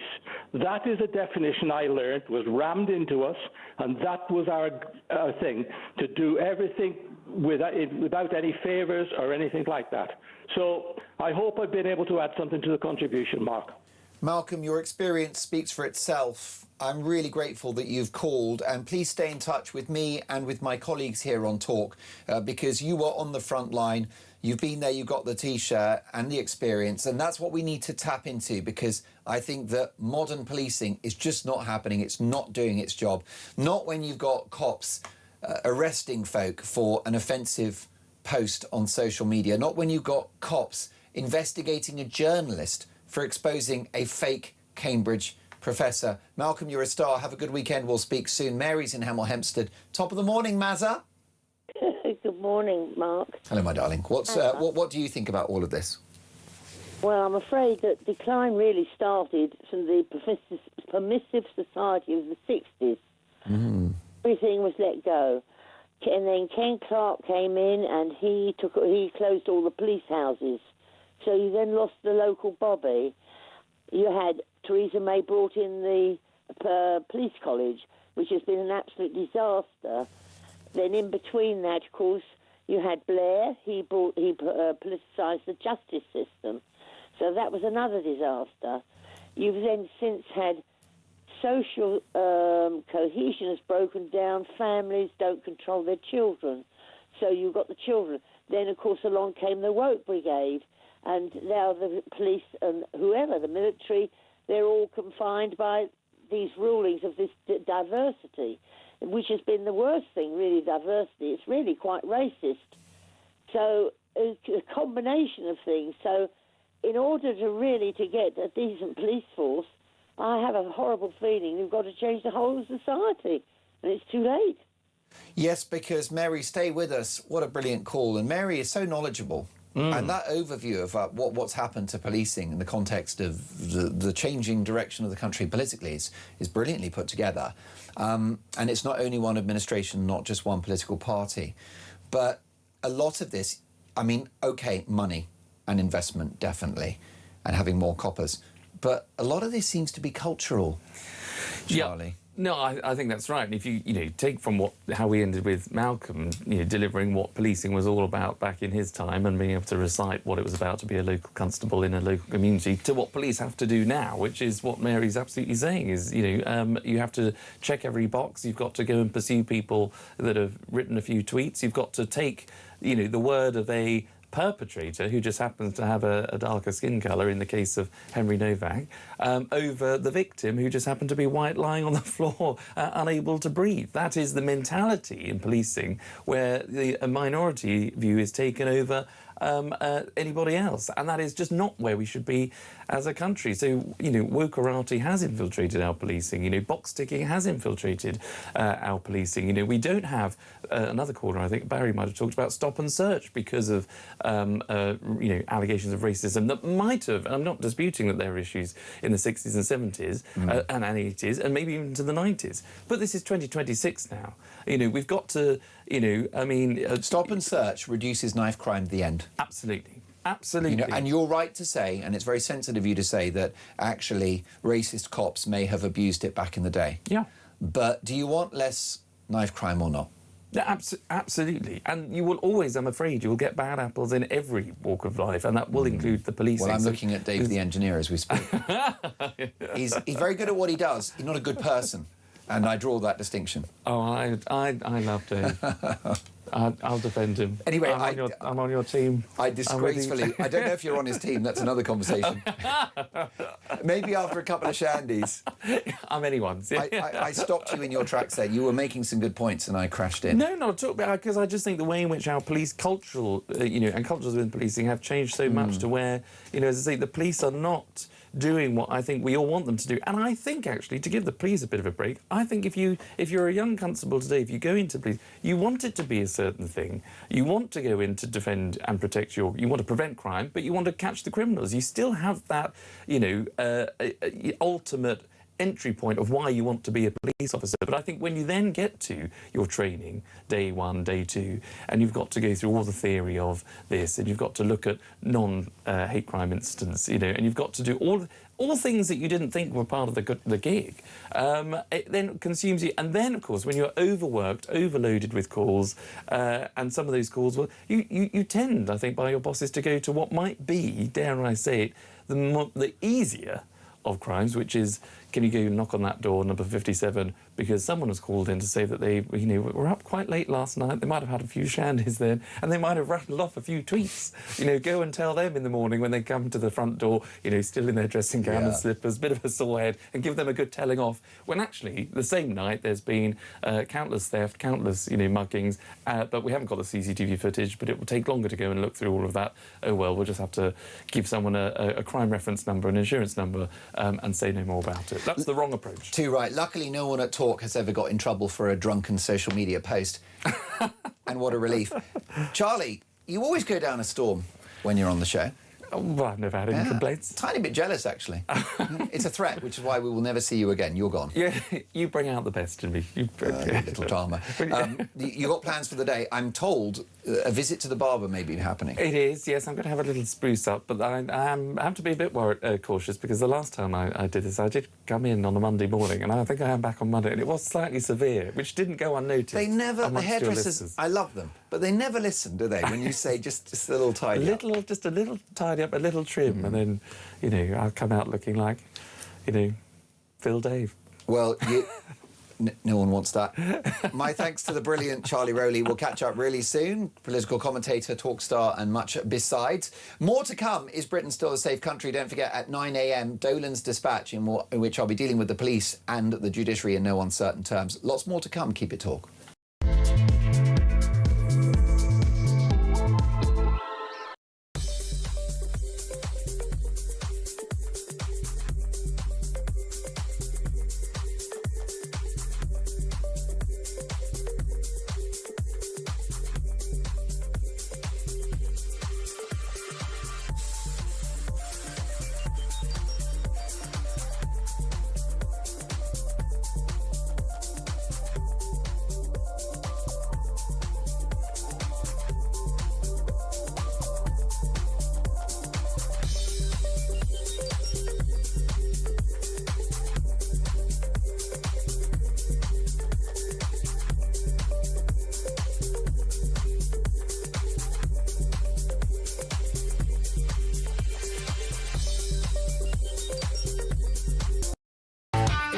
The fact they're being released after 6 years is a slap in the face for the family, it's a slap in the face for you and all of Andrew's colleagues as well, isn't it?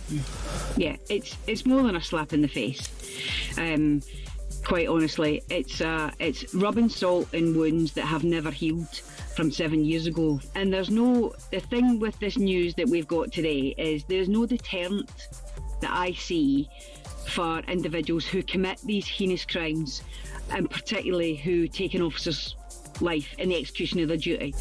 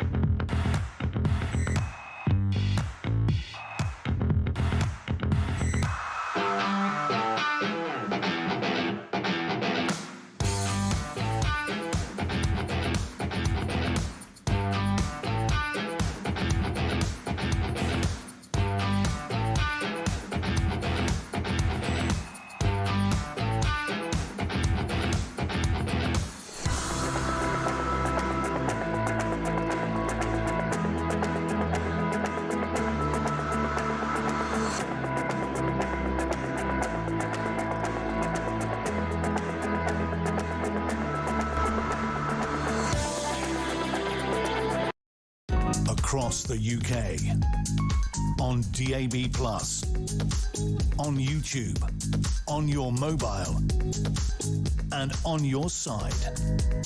This is Talk. We do have voice notes coming in. Is Britain still a safe country? But my brilliant engineer Dave has said that he's enjoyed the voice notes, but some of them contain strong language, which he completely agrees with. But unfortunately, we can't put on the radio and telly. So get the voice notes over, but try if you can to watch your P's and Q's, because then we can broadcast your remarks. What about this from Carol in Shoreham by Sea? Hello, Carol. Good morning. Welcome to Talk Breakfast. She says, good morning, Mark, Peter and Philip, because that was in relation to when we were all on air earlier. I'm a firm believer in the broken window policy. Local police officers on the beat and proper, relevant, longer prison sentences. We must have respect for the people of this country, our invaluable police and prison officers. Happy Saturday. Carol, I'm so glad that you said that, because I do not wish to demonise the cops whose job is a million times harder than mine. Look at me, sat here in a comfortable studio in central London, waxing lyrical. These folks put themselves in the line of fire, metaphorically and sometimes literally, every day. What I would do is I would deploy more resource to the police. They need a pay rise. We need more cops. So I'd invest. But the other thing I would do is I would look again at the culture of policing. It would be colourblind, and it would be focused on real crime rather than Facebook posts and micro-aggressions. But what do I know? That's my 2 pennies worth. What do you think? Peter is in Suffolk, is that right? Oh, brilliant. We've got, forgive me, live radio and telly. We have the brilliant comedian and broadcaster Paul Cox. Good morning, Paul. Good morning, Mark. It's remarkable how good-looking you are, and every time I see you, just that percentage more good-looking. I think it's criminal. No, it's, I'm afraid, not true, because Nahar has used a filter on the camera and a lot of Vaseline. So it's like, I don't know if you remember Murder, She Wrote, but Angela Lansbury, right? Whenever there was a shot of her as Jessica Fletcher, it was a very, very misty lens. They took basically 20 years off her, and I'm delighted to say that Nahar, at personal expense, has invested in a similar lens for me. But thank you for the kind compliments. Paul, I'll tell you who I think's actually quite a decent-looking woman. Is this controversial? Amanda Knox. Probably. Yes. Right. I mean, she's aged well, hasn't she? Yeah, so she has aged well. And I feel a bit sorry for her, because if you bring us up to speed, so you're obviously an incredible comedian and political broadcaster, and she is at the Edinburgh Festival doing a show. Do you know what the show's about? Because I know it's been controversial that she's there. So Amanda Knox, famously, was initially convicted and jailed for the murder of Meredith Kircher, who was a British exchange student in Italy. This is about 20 years ago now. Many of our viewers and listeners will be thoroughly aware of this. Well, she was acquitted after 5 years, and there was many questions about the Italian justice system. She was totally exonerated. She is not guilty. Now, all these years on, what she's done is turned that experience into an Edinburgh comedy show, a 1-hour comedy show about her experience. and the family, the Kircher family, maybe understandably, wish to cancel the show. Well, the show is sold out, Mark, so it's doing incredibly well. All shows so far sold. All shows in the future sold. That's absolute gold for any comedian. Now, the question here, Mark, is whether anything is taboo. The family have said that this should not be something a comedy show is written about. Well, as you can imagine, I don't agree with them. Now, I do agree that it must be very difficult for them because Samantha Kircher, who's the sister of Meredith, she is the main spokesperson for this. And they've stayed very quiet over the years, very respectful to her sister's legacy. But they've come out now and said, we don't think this is right. My point of view is I'm sorry for them. I'm sorry for their family's loss. But you can write a comedy show about anything, and there's only one person or one group of people that gets to decide if it's any good or not, and that's the audience.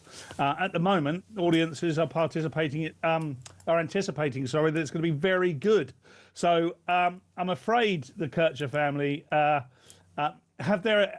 totally entitled to their view, but I'm afraid I don't think that this show should be cancelled. It's called Cartwheel, by the way, which is very interesting because if anyone remembers the case, that the Italian police who have come up and done much scrutiny said that Amanda Knox, during her initial arrest, was so carefree about the whole event that she cartwheeled through the police station, something that Amanda Knox denies. And this is why she's called this show that, rather provocatively. And the show is about her experience and her explaining it to her now 4-year-old daughter some 20 years later, Mark.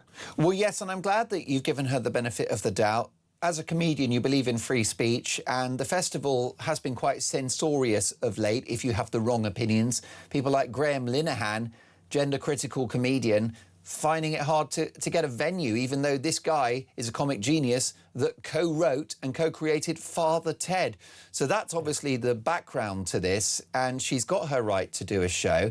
I listened to a couple of the Vox Pops that happened after one of her performances, and people said, look, it's a very compelling show, and you know, judge her by the performance, not by the headlines and the noise around of this. And just briefly, Paul, you know, good luck to her. This woman's been to hell and back. She was falsely accused of a crime. She was incarcerated for a long period. You know, good luck to her for this quite remarkable comeback, in a sense. Yeah, we all have the right to tell our story. Jason Arde did. I mean, I ran 28 of those marathons with Jason Arde and only narrowly missed out on a professorship at Cambridge due to being illiterate. Yes, indeed. By the way, it's very, you know, people always talk about your great comedy and everything, Paul. They never mentioned that you were Mr. Universe in 1983. No, they don't. And, you know, I was only 4 at the time, so it was incredible. But you're absolutely right. People don't talk about it, and they don't talk about it enough, as far as I'm concerned. So thanks for bringing it up, Mark. Listen, you're absolutely pulling up trees on YouTube. This is where it's at now. And unlike Holly Willoughby, you're actually getting some numbers. I am getting some numbers. Much thanks to you, Mark. Thank you. No. Go to @PaulCox Comedy on YouTube. Yeah, that's brilliant stuff. No disrespect to Holly. It's a hard market out there. I can attain to that. But Paul's YouTube channel is absolutely outstanding. The funny man with his head screwed on and far more handsome than I am all day long. Folks, lots more to come, including Dolan's Dispatch. Is Britain still a safe country? A big hour to come. Keep it talk.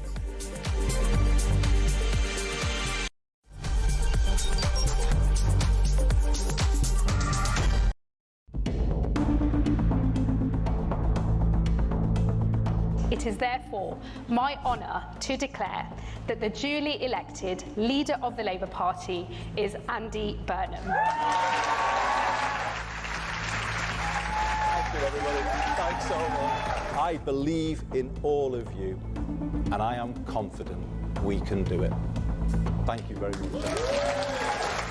I have just come from Buckingham Palace, where I have accepted His Majesty the King's invitation to form a government. I know people at home are fed up with politics.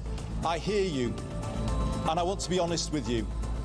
We have not been good enough, and we need to be better. We will be. This man has no mandate whatsoever. He didn't stand on the 2024 general election manifesto. You cannot make the biggest change in British politics in 40 years without a mandate from the British people, and it will be only decent, right and proper to call a general election on that issue and to do it now. Our fifth Prime Minister in 4 years. Blimey. And, well, look, we want him to succeed. But will this one be any different? Andy Burnham, the new head honcho, the speed this all happened, I know this is a well-trodden debate already, is actually breathtaking. 1 minute he was Mayor of Greater Manchester. What, a month and a bit ago he wasn't even an MP. The next he's holding keys to number 10 without the country ever really having a chance to scrutinise him in a prospective prime ministerial nothing at all. We really know very little. I think Burnham has to walk a fine line. I think that's probably what's going on, because if he were to sweep into Downing Street and say, I'm going to change everything, I'm going to fix everything, I'm going to do things completely differently to Starmer, then people would say, hold on, mate, we need a general election in that case, because no one voted for that. No one voted for you to be Prime Minister. You weren't standing in the 2024 general election. We've never seen your manifesto. Who the hell are you? That's what people would be asking.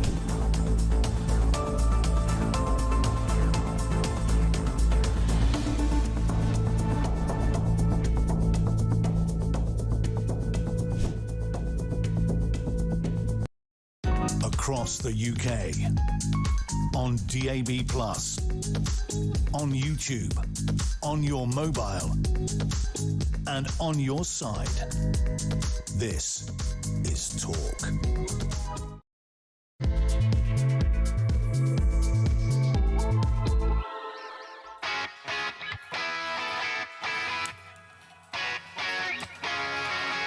Strap yourselves in. Shall we do this?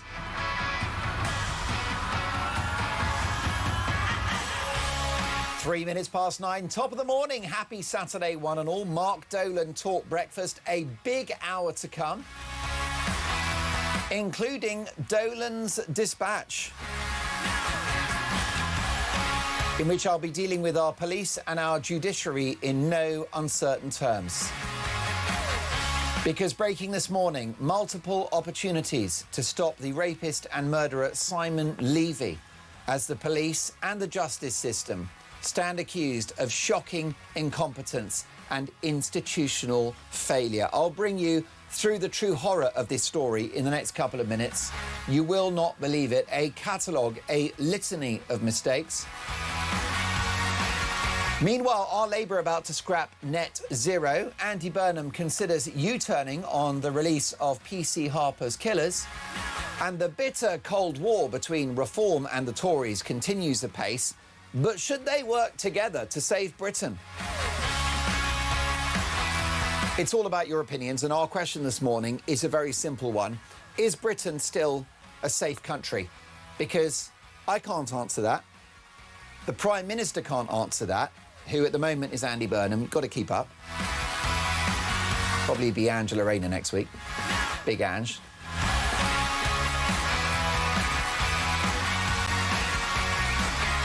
The Home Secretary can't answer that. The only person that can answer the question, is Britain still a safe country, is you. Because it's your country, it's where you live, and it's your lived experience. So tell me your stories of crime. How do you feel when you go out? Do you feel safe? Are we exaggerating the threats? Is Britain still a safe country? My phone number is 0344 499 1000. Rory is taking your calls, doing a brilliant job this morning. Ably assisted by Oliver, who is the future of broadcasting. Dave, the engineer, pressing the buttons. And Nahar is directing our TV output. So if you want to see the show rather than just hear it, head over to YouTube, search Talk, hit the live button, and up we come. And you can make a judgment on this tie, which is not for everyone.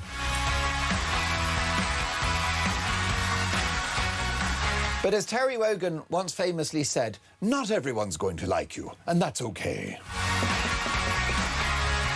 Is Britain still a safe country? 0344 499 1000. Text the word talk in your message to 87222. Leave us a voice note, a clean one if you can. I know you're angry, but I've got to keep this licence. I've got to keep us on air. So much to get through, as the saying goes. Let's talk. And we kick off with Dolan's dispatch. Welcome to Broken Britain. A serial sex attacker has been found guilty of murdering 2 women and almost killing a third whilst on police bail. You heard me right. The guy's on bail. So he's granted freedom by the courts and goes on to murder 2 women and almost kills a third. Simon Levy suffocated Carmena Valencia Trujillo in March 2025 before using the same method to kill Cheryl Wilkins 5 months later. He's also been found guilty of an unimaginable assault that I can't describe in any detail on a family show on another woman in January of last year who he left for dead. And still, that was not enough to wake up the authorities. That was not enough to apprehend this guy, jail him, and throw away the key. Detectives now believe that this monster may have claimed scores of victims whilst he was on bail, carrying out daily attacks for years, escalating from groping women on the London Underground system to rape, suffocation and eventually murder. But this is now all too familiar a story. Police, prosecutors and probation services once again missed multiple opportunities to stop this man.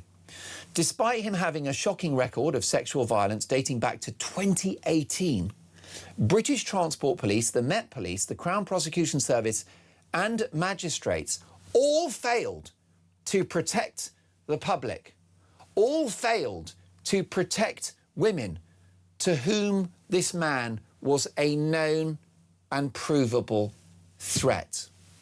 They let this guy out on bail on 4 separate occasions, free to stalk the transport network daily, claiming countless victims. I can barely believe I'm saying these words.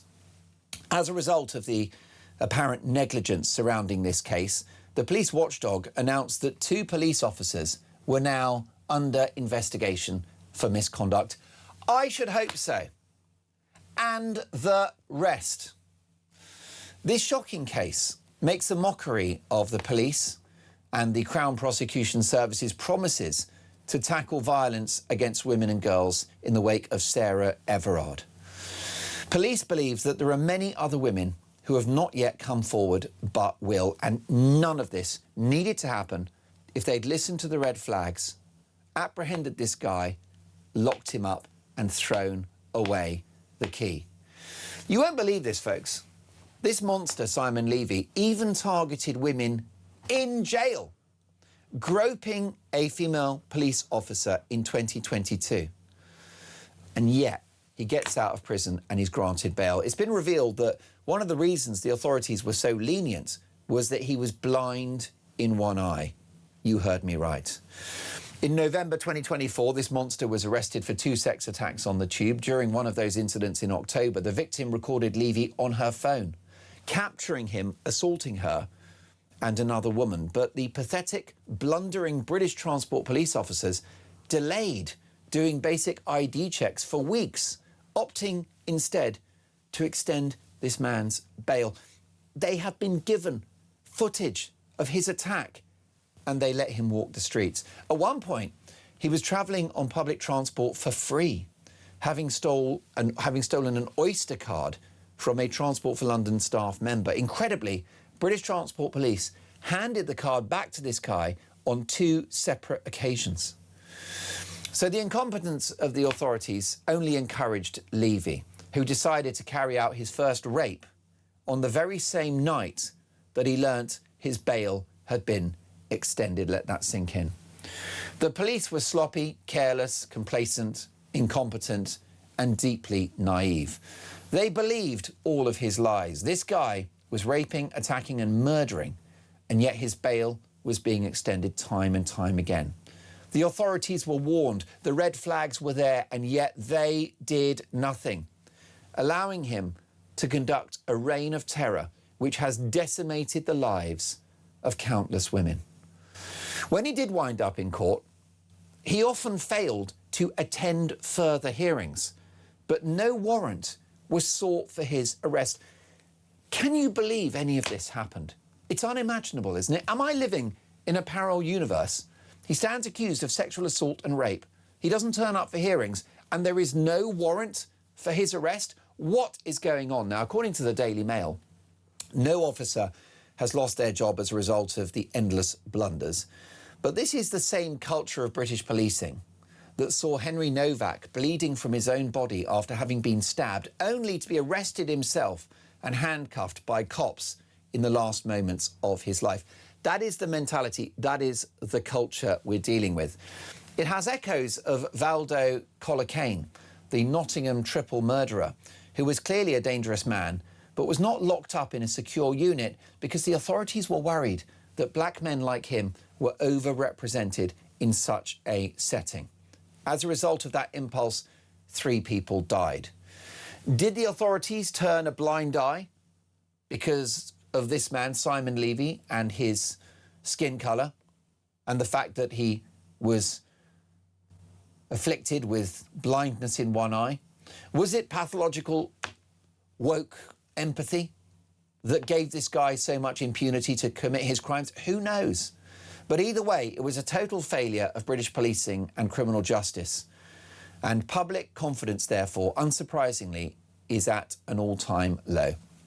So what we need, folks, is we need tough common sense policing, tough common sense courts, and tough common sense judges that look at the evidence, that listen to the whistleblowers, that acknowledge the red flags, that notice a pattern of behaviour, and that do their job, which is to lock up dangerous criminals and keep us safe, not endlessly extending their bail conditions. On this occasion, not for the first time, the failure of the authorities to do their job had catastrophic consequences. This failure by the police and the courts is nothing less than criminal. 0344 499 1000. Is Britain still a safe country? I can't answer that. The Prime Minister can't answer that. The Home Secretary can't. Only you can answer that. Paula is in London. Hello, Paula. Hi, good morning, Mark. Good morning, Hi. Paula. Now, Paula, Hi. before you get to your point, can I just ask you as a woman how it makes you feel to hear about this man's crimes and how the red flags were ignored by those whose job it is to keep us safe?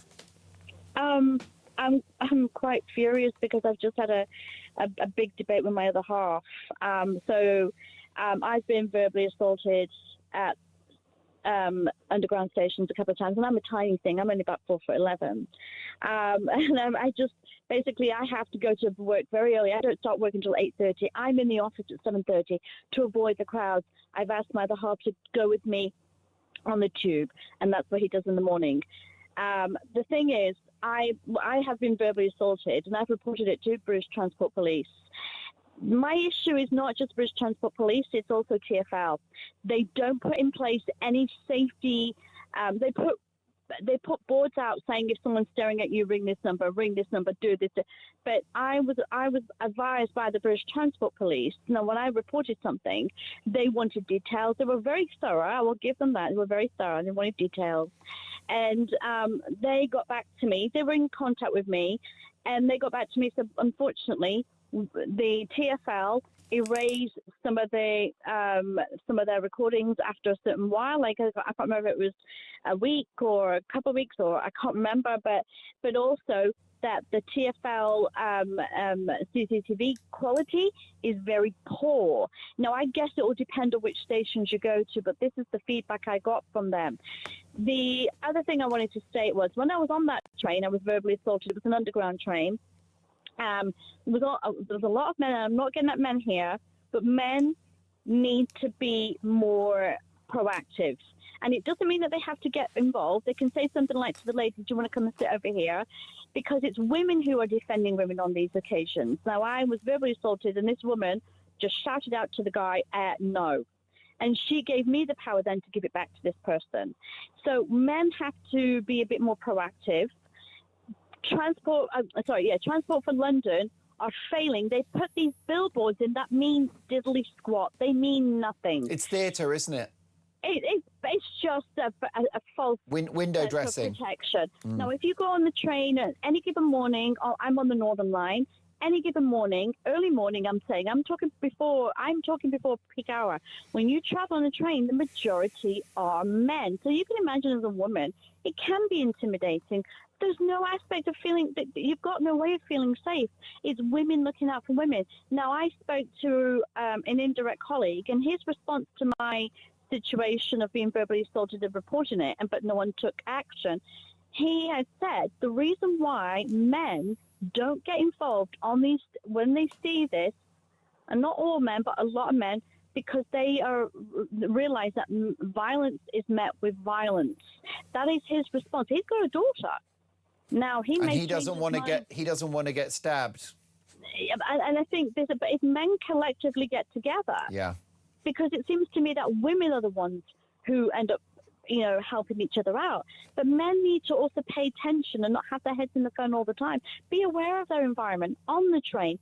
So what I'm saying, yes, I'm not excusing the British Transport. I'm not excusing the British Transport Police, but I'm also saying TfL have a service, and they need to recognise women and young girls' safety is paramount.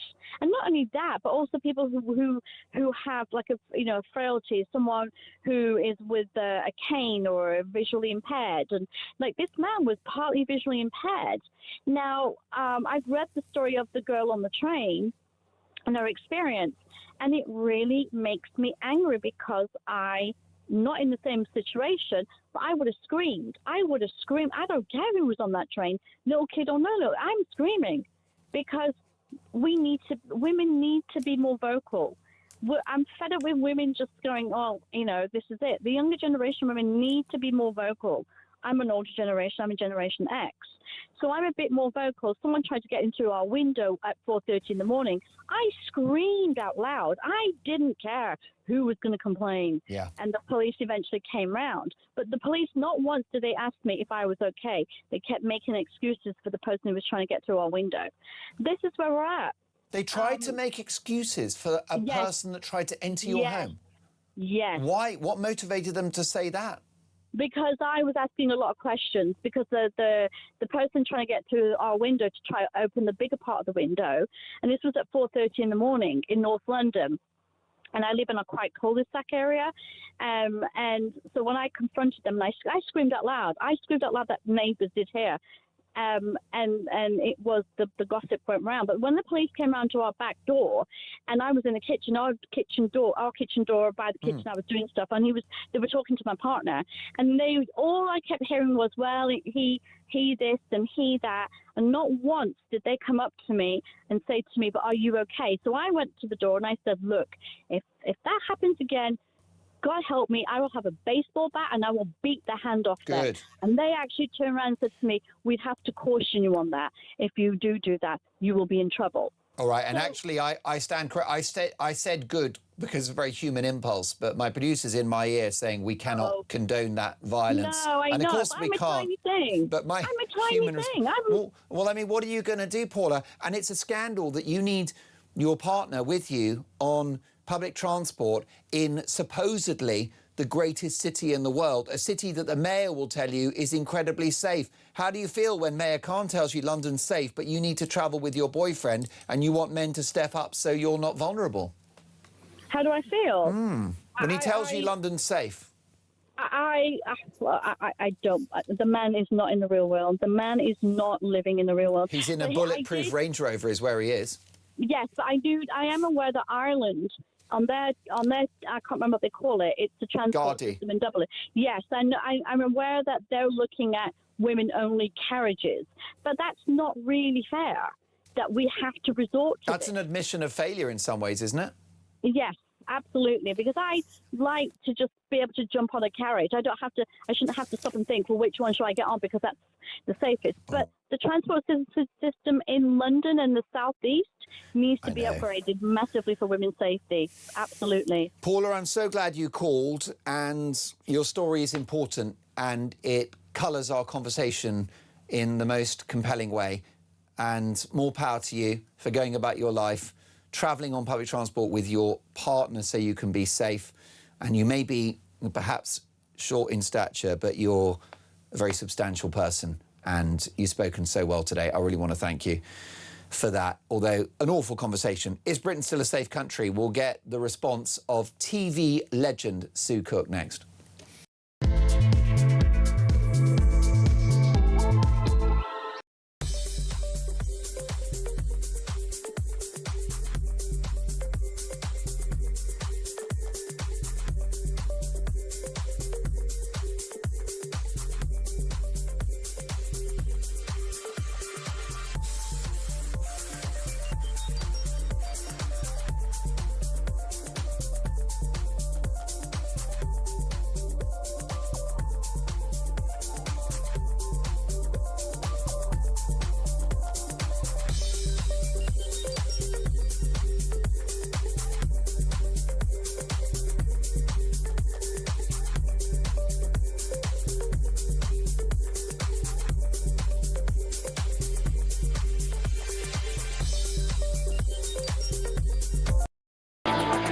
What's this about you approving of Andy Burnham going on a holiday? Yes, I do. I've written an article for the newspaper. I think you're wrong. I think Carl Turner's wrong. Why? Why?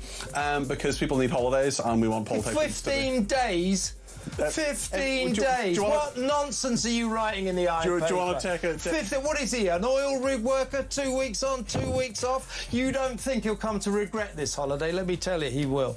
I'd rather take it now than in October, and I want our politicians to be like normal people taking a holiday in the summer, but we'll get into all of that. That's absolute rubbish. Across the UK, on DAB+, on YouTube, on your mobile, and on your side. This is Talk. Is Britain a safe country? We've got this awful case of Simon Levy, who the authorities missed so many opportunities to incarcerate. In fact, his bail was extended and he committed the most awful crimes, including 2 murders, multiple rapes and 1 attempted murder.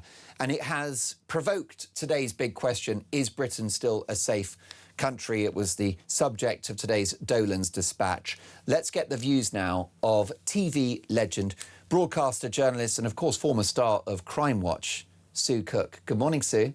Hi there, Mark. Nice to see you. Wonderful to see you, Sue, and thank you for joining us. It's been a while. I wish we could speak under happier circumstances, but this case is disastrous, isn't it? It seems to be a failure at so many levels. I hope it's a wake-up call. I hope it isn't too late. You say, is Britain a safe country? I just hope this is a wake-up call. That it seems to me that there are so many different institutions all ticking their own boxes, but nobody actually talking to anyone else.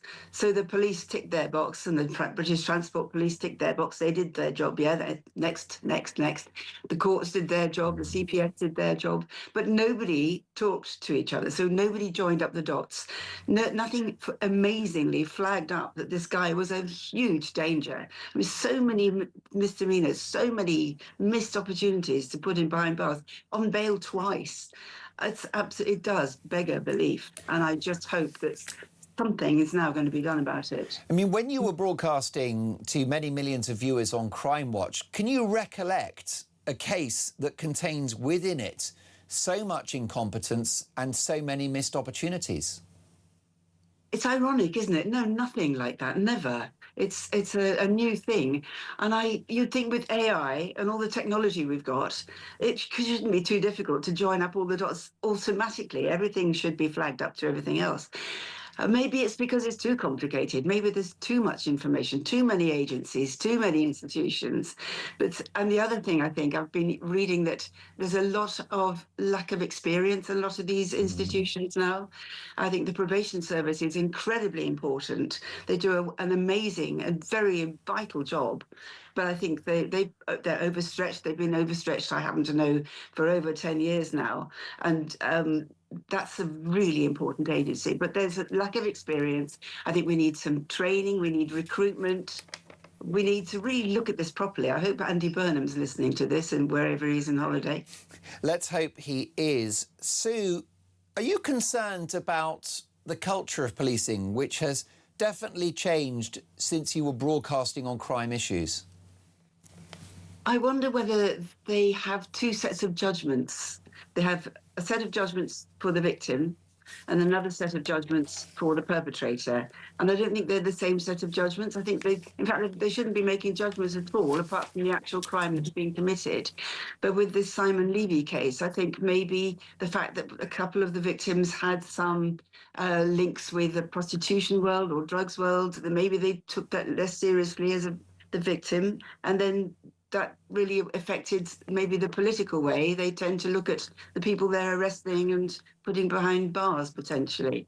Do you see what I mean? I really do. And if you look at the headline, Sue, in the Telegraph's reporting of this story, freed to kill the sex predator whose threat level was lowered because he had one eye. You do have to wonder, and that's why I raised the issue of police culture and the culture of our judiciary. The old enemy of woke, the pathological empathy for somebody with a disability. Potentially you can't rule out his skin colour either, because we saw that with Valdo Colacaine, who was not locked up in a psychiatric unit because a judgment was made that men of colour are overrepresented in such a setting. Imagine having your threat level lowered because you've got one eye. I think they wanted to believe that, oh, yes, he couldn't be a danger to women and girls. He's promised to stay at home. He's only got one eye now. So I think they wanted to believe that. Right. Simply because I think the whole system is so overstretched now that I think there's a sort of reluctance to give people prison sentences at all, set against all this business of 5,000 prisoners to be released early because the prisons are so overcrowded. Yeah. Why aren't we building more prisons? We need more prisons, and we need different kinds of prisons, because there are people in prison on IPP, protection of the public prisoners, who have been in jail for 20 years now for stealing a mobile phone. There is one case of a man who's been in jail for 20 years because he stole a mobile phone, and there are other similar cases. Why don't we review their cases and free up some spaces for people? Then we can start putting people in jail instead of looking for excuses not to put them in jail. Most definitely. And I wanted to ask you about the early prison release policy.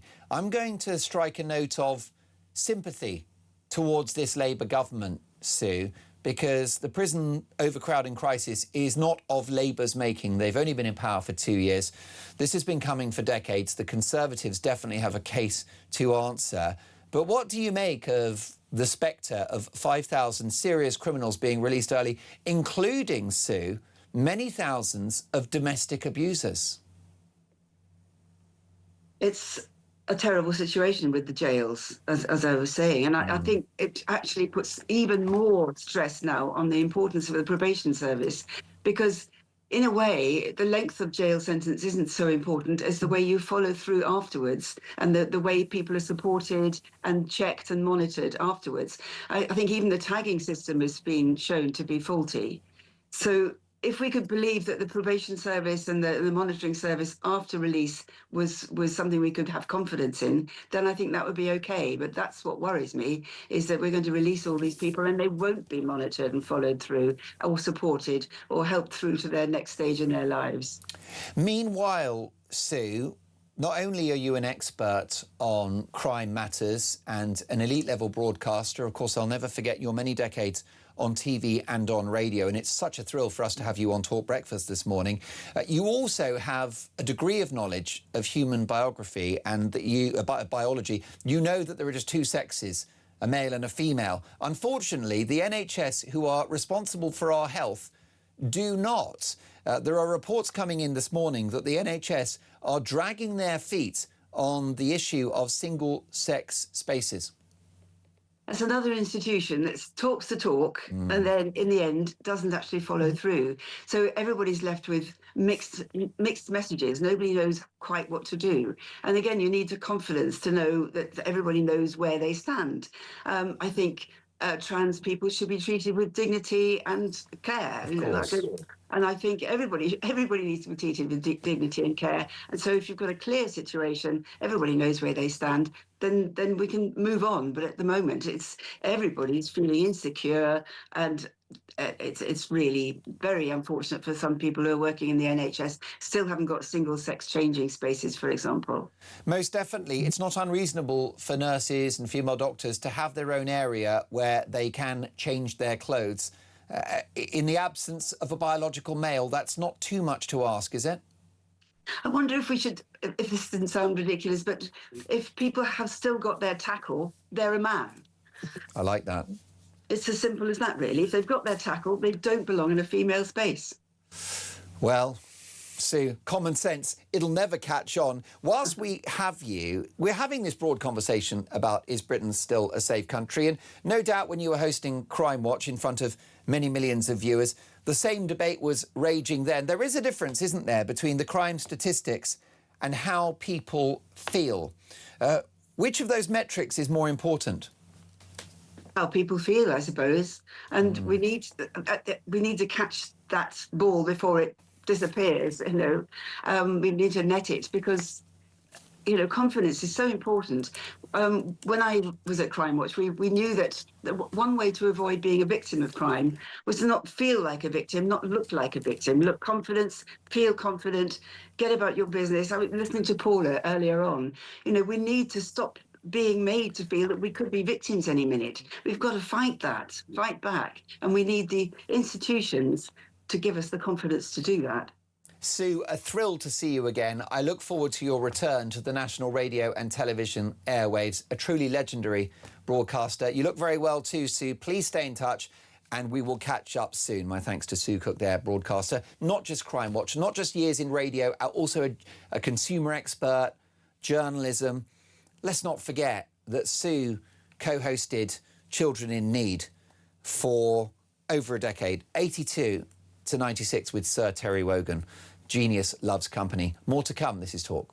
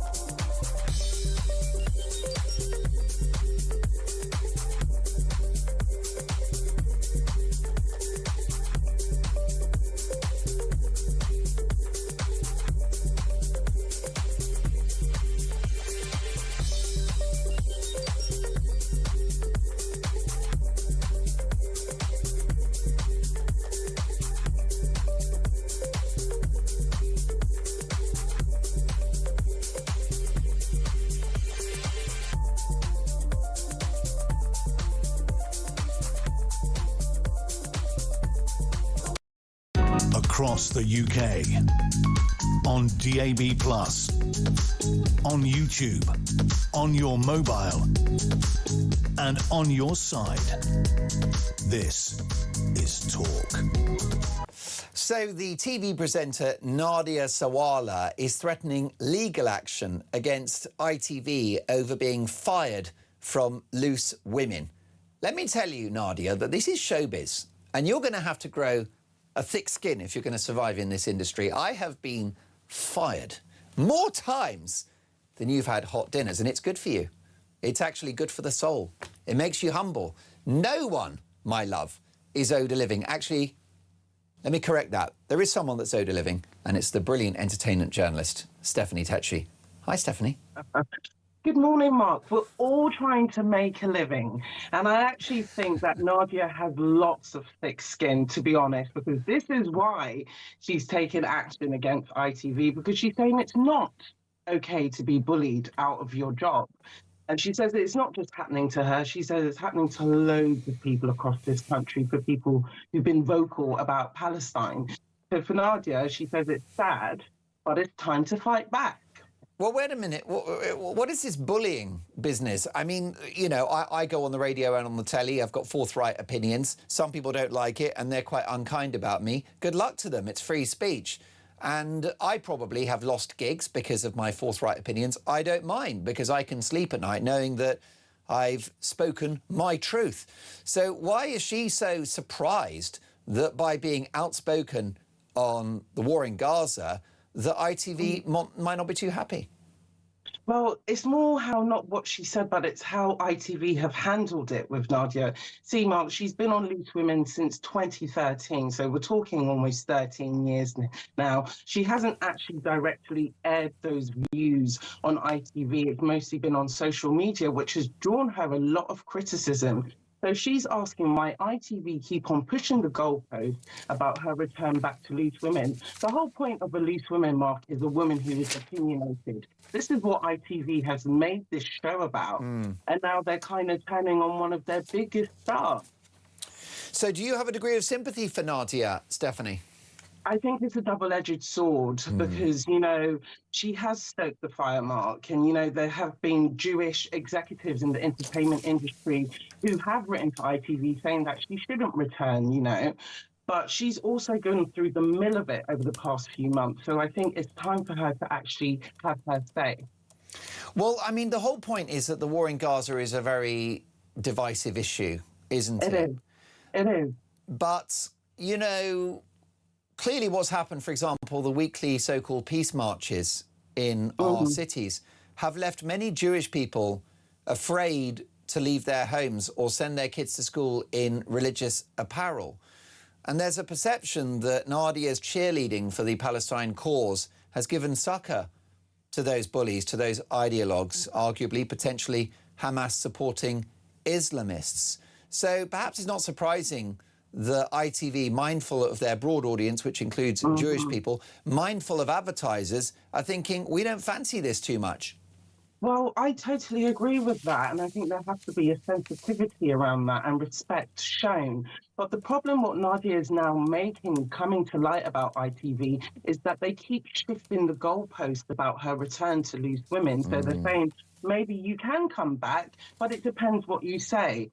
See, already, Nadia's already received 2 payouts for claims that she was anti-Semitic. And the thing is, ITV is now going to have to prove why they're saying this about her. Her content needs to be examined. But it comes down to this, Mark. When it comes to free speech, should our bosses really still be policing us if we're still doing the job that we've been employed for? Well, look, I do hear you on that. And I'm really glad, Stephanie, that you're offering a defence of Nadia. And I've got no doubt she's a nice lady. I wouldn't call it a defence, Mark, because I do think content needs to be examined. Like, I don't say I follow Nadia at all, but what I'm more interested in is why is she calling ITV out? What are these conversations? Are they giving her false hope? Are they actually accusing her of stuff that she hasn't been accused of? Well, I think, and I agree. And Stephanie, you're not one to take sides, and all you're saying is that she should have a fair hearing. You know, what are the controversial remarks she's alleged to have said? And I think you're suggesting that she's in this limbo, this no man's land, where you've got allegations floating around, none of it being stood up. And she's in a tricky position, and I hear that. But, I mean, let me just bring you the intel that I've got. So she's been a vocal supporter of the Palestine cause since 2023. Her criticism of Israel's military campaign and pro-Palestinian social media posts have led to accusations from critics that she's amplified anti-Semitic or conspiratorial content, allegations she denies. She says she's anti-Zionist, not anti-Semitic, and has launched legal action against ITV, alleging she was dropped from Loose Women because of her pro-Palestinian views. Well, wait a minute. If you call yourself anti-Zionist, that's already got a flavour of intolerance about it, hasn't it? It has, but the thing what is a shame, like, Nadia has been quite vocal over the past few years about Palestine, but she's had a long-standing relationship with ITV since 2013. And the problem that keeps happening, Mark, with broadcasters being sacked is because they're changing the goalposts of how they want broadcasters to act. Are we now going to have an industry where broadcasters cannot air their opinions? And how controversial is controversial? You know, I think there needs to be this clear evidence from ITV how they want their stars to behave going forward so we can avoid these kind of situations altogether. Well, listen, I wish I was in charge of ITV because, first of all, I would cut costs because those so-called stars are overpaid. And I'd bring in big talent onto some of those shows like Loose Women. I'd have you hosting it.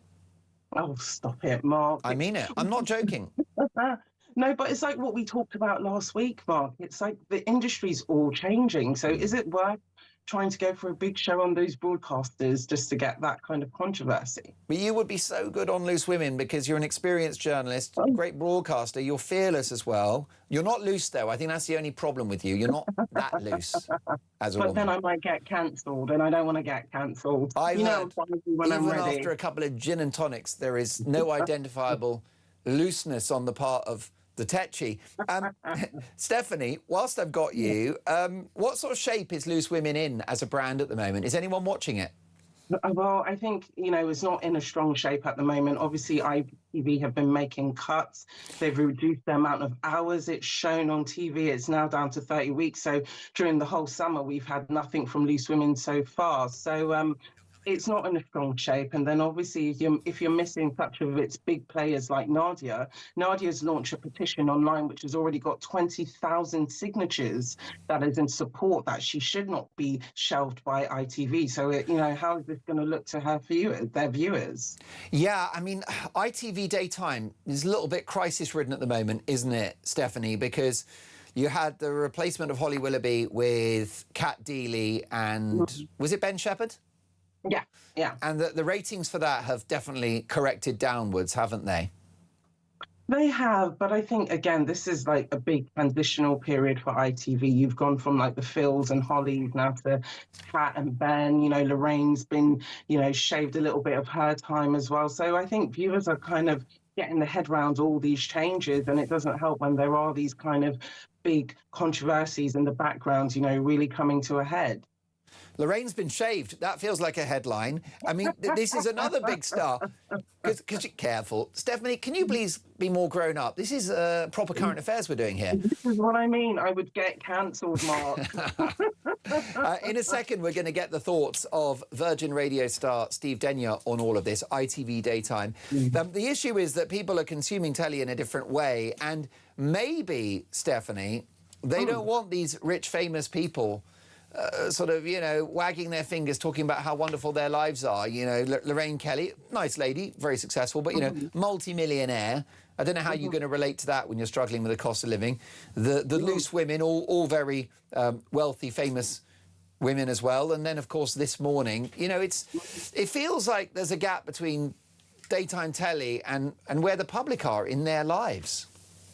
No, I feel more like, you know, everyone's got a job to do on these shows. They are the anchor of conversations and opinions like what you're doing, Mark. So I feel like there is that hunger from the public to have those opinions, but it depends in what shape it's coming from. Obviously, when we're dealing with Palestinian views, anti-Semitic views, you know, it's a very sensitive subject. Most definitely. There's a need for it. Well, I'm delighted to say that live in the studio alongside myself and Stephanie Tetchy, the future host of Loose Women, if I'm in charge of ITV. I'll save ITV, by the way. I'll be Prime Minister and run ITV. I've got a lot on my plate and I've got to still do Talk Breakfast. Stephanie Tetchy, Steve Denyer, Virgin Radio star, and it's lovely to see you. What is your appraisal of daytime TV, ITV? You know, you can see a downward correction in the ratings. This morning, Loose Women, there used to be massive shows. Lorraine has been cut back, the show is shorter, there are fewer episodes every year. What do you think's happening on normal telly? Steve? It really isn't a thing anymore, is it? It just seems over... I've spoken to Jeremy Kyle about this. It seems overnight, around just before the pandemic, we suddenly decided to take in media in our own way. I think coming off the back of that, we watch what we want to watch, when we want to watch it, and the days of commanding, you know, millions and millions and millions of people on these shows is just gone. Nobody's watching the same thing at the same time. We're all kind of consuming media in our own way.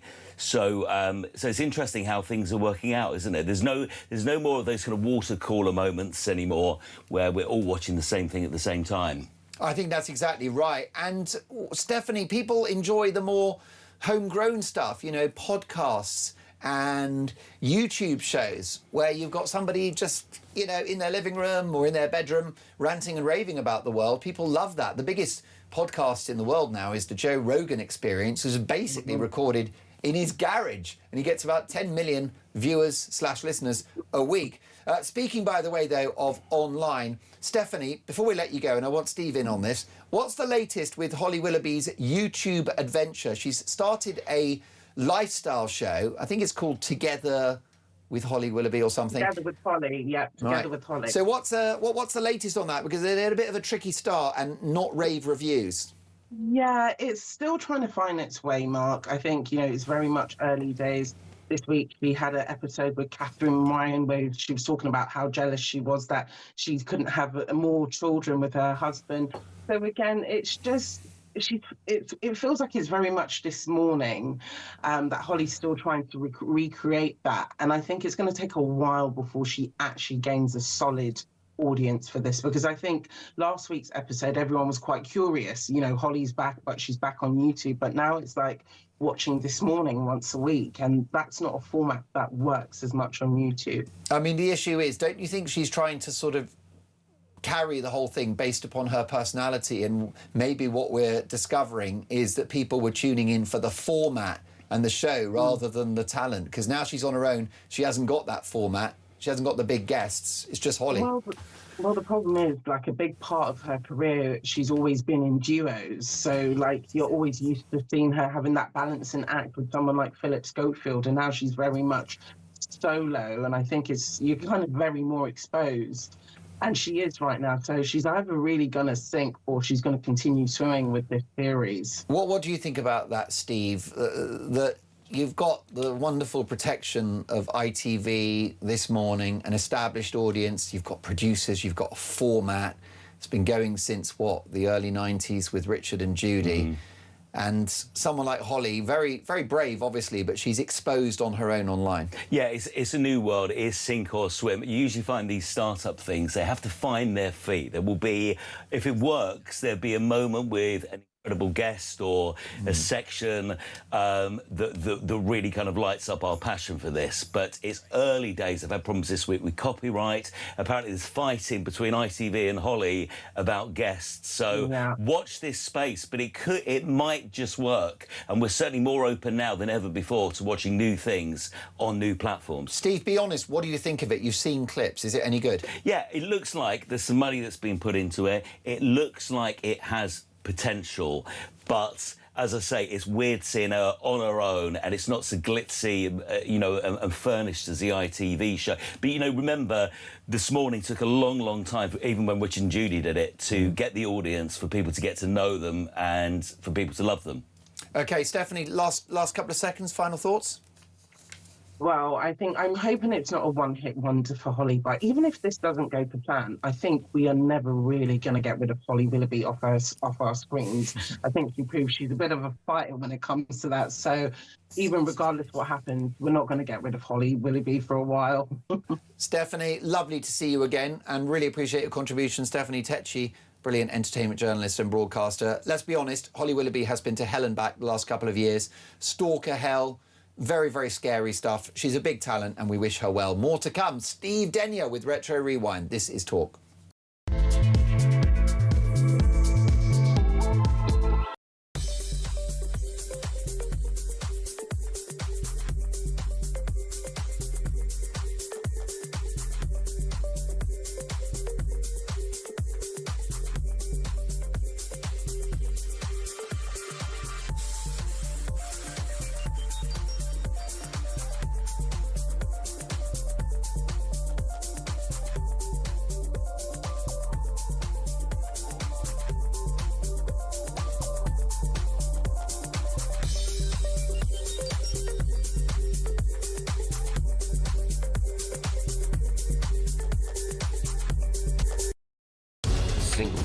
Sex basis on biological sex. Yeah.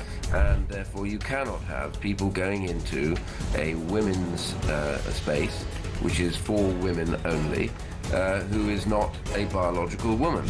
I was wondering whether that interview was conducted on April Fool's Day, because I think it was a new low in the sort of... A new low for low? A new low for low, because, I mean, just the absurdity of not being able to ask a very basic question about the monarch of our country.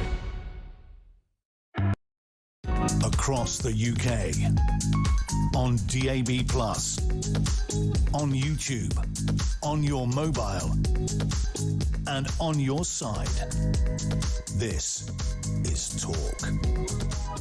9:50 Talk Breakfast. Lovely to have your company. I'm back tomorrow at 6 a.m. Thanks to the team for doing a great job this morning. Live in the studio, Virgin Radio superstar Steve Denyer. And Steve, you've been covering the Chris Evans breakfast shift, and it's been going swimmingly. So quickly, it went so quick. 3 weeks. We've had lots of fun. Glad to say the master is back on Monday morning, Chris Evans. He's been in Los Angeles, actually, over the last 3 weeks, and something that he gave us that drops last week was a special on Ted Lasso. Have you ever seen Ted Lasso? I have. It's quite entertaining. It's good, isn't it? It's like the underdog, lots of moustaches, gunning for the underdog. Comedy drama set in a fictional football club. Yes, and filmed in Richmond in southwest London. But it's been huge all around the world. And Chris caught up with the Ted Lasso cast in LA. They actually recreated the TFI studio in a studio in Los Angeles, and he's there with like Hannah Waddingham and Jason Sudeikis and the cast, and it's a lovely experience. Have a little look at the chat. It's up on our YouTube channel, Virgin Radio UK. Amazing. And then dip into season 4. But evidently they all love each other. They're all so glad that the series is back in its new form of season 4. So it's a really nice thing to look at, and you can watch Ted Lasso on Apple TV. Well, that's brilliant. And I want to ask you, Steve, because it's Retro Rewind, in which we select a year and we're very nostalgic about it, which we all want to do because 2026 brings with it its own challenges. So what year are we talking about? Tell us what the year is. Stop it. Because the whole thing is I give it at the end. Well, I try to. I've had my moments. The problem you've got, you see, because you were nicely brought up, right? You're as pure as the driven snow. Yeah. So you're supposed to withhold the year until the end, and you can't help yourself because you're just too honest. So difficult. Let's roll with the first clip. The biggest news story, really, in this country. Which year was it? You'll find out in a moment. If anybody's got my daughter, my beautiful princess daughter, please bring her home safe. From the distraught mother whose heartbreaking plight prompted sympathy the world over, to one of the most vilified women in Britain. Karen Matthews' fall from grace was dramatic. In one of the most notorious crimes of recent times, 10 years ago, Matthews from Dewsbury was locked up for faking the kidnap of her own daughter, 9-year-old Shannon.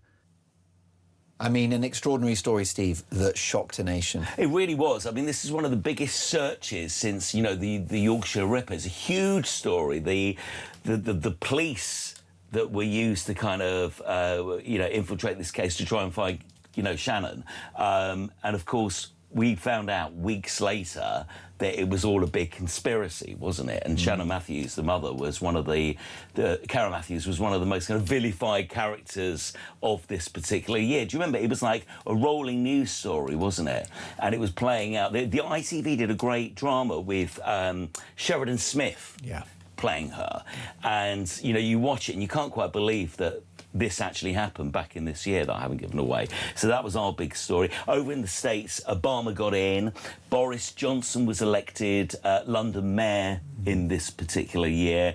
Let me take you to the biggest kind of entertainment shocker story. Do you remember this? Saxgate. This is Jonathan Ross and Russell Brand and what happened on Radio 2. Take a little look just to refresh your memory.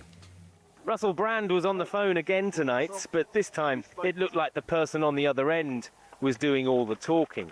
His telephone manner isn't normally so subdued. I said some things I didn't have water, like I had with your granddaughter.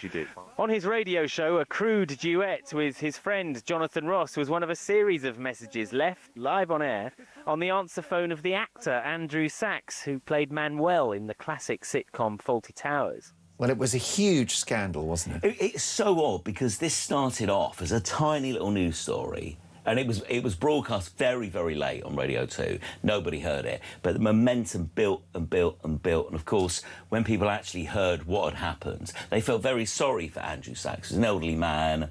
It was very crude. This changed everything within the entertainment industry as well. The head of Radio 2 resigned.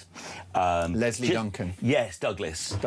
Just on the basis of competitions and fairness, Ofcom designed a whole new legion of rules and, you know, little governments we had to go by. But it all started because of this. It was a massive fallout. And I don't think it affected Russell Brand because he was already priced in as naughty, edgy comedian. I think it was devastating for Jonathan Ross's career because he lost his Friday night chat show.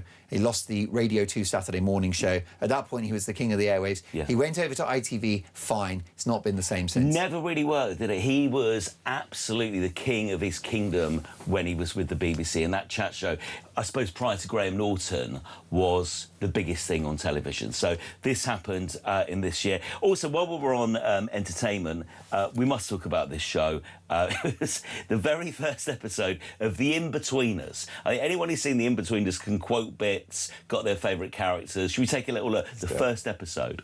Hi, I'm Will, and here are some things I hoped wouldn't happen in my life. My father would leave my mother. I'm so sad. I'd be taken out of private education and forced to go to a normal school. Well, this is nice. Where the school nutter would then take a bit of a dislike to me. I ripped the quote out. But they do say, whatever doesn't kill you makes you stronger, except polio. This is the story of how I made new friends. Like him. Friends! Friends! And him. And him. Well, it was a rude, gross-out, sweary, politically incorrect teenage comedy. Yeah. And surprise, surprise, millions of people loved it. We loved it, and we quoted it. There was only, I think, like the best of series, there was only 18 episodes. They made 2 movies as well, but all of it was really good. And they're bringing it back now, so it's going to come back on Netflix, and they're making it now, and you just wonder... Oh, a new series? Yeah, after just seeing that, you wonder how much they can get away with now, because there's so many little bits, isn't there, and quotes of school, playground, behaviour and stuff, but it was very politically incorrect. They were all 20-year-olds, by the way, playing 17, 18... And so now, I guess the storyline in Netflix will be that they're older, they're in their 30s. And, yes. Yeah, they got kids and stuff. I think that'll be great. 2 mates of mine wrote it, Ian Morris and Damon Beasley, who helped me in my career early doors. Really? Yeah, very, very talented guys, very nice guys. So more power to them. And just briefly, have you seen Ricky Gervais's Cats comedy on Netflix? No, I haven't. Do you recommend? Well, it got 0 stars from the Telegraph. Right. I thought it was quite funny. OK, I'll give it a go. It's very naughty, and I think he's a genius. He can do the, you know, he can do the kind of like serious stuff, the funny stuff, and mash it all up. We lost a TV legend in this year. Just before I give you the year, this was the year that we found out that a real big superstar had passed. Take a look at this. He was one of the country's best-loved presenters. Tributes have been pouring in for Jeremy Beadle, who's died at age 59. He'd been in hospital suffering from pneumonia. Hi. Jeremy Beadle was a practical joker, best known for the shows Beadle's About and You've Been Framed. Both played on people's misfortune. Both, though, attracted massive audiences. Did you know about this?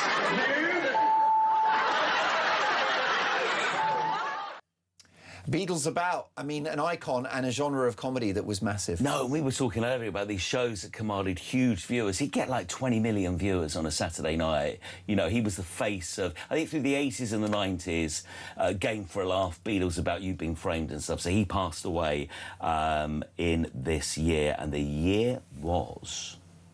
I mean, I couldn't even guess. 95?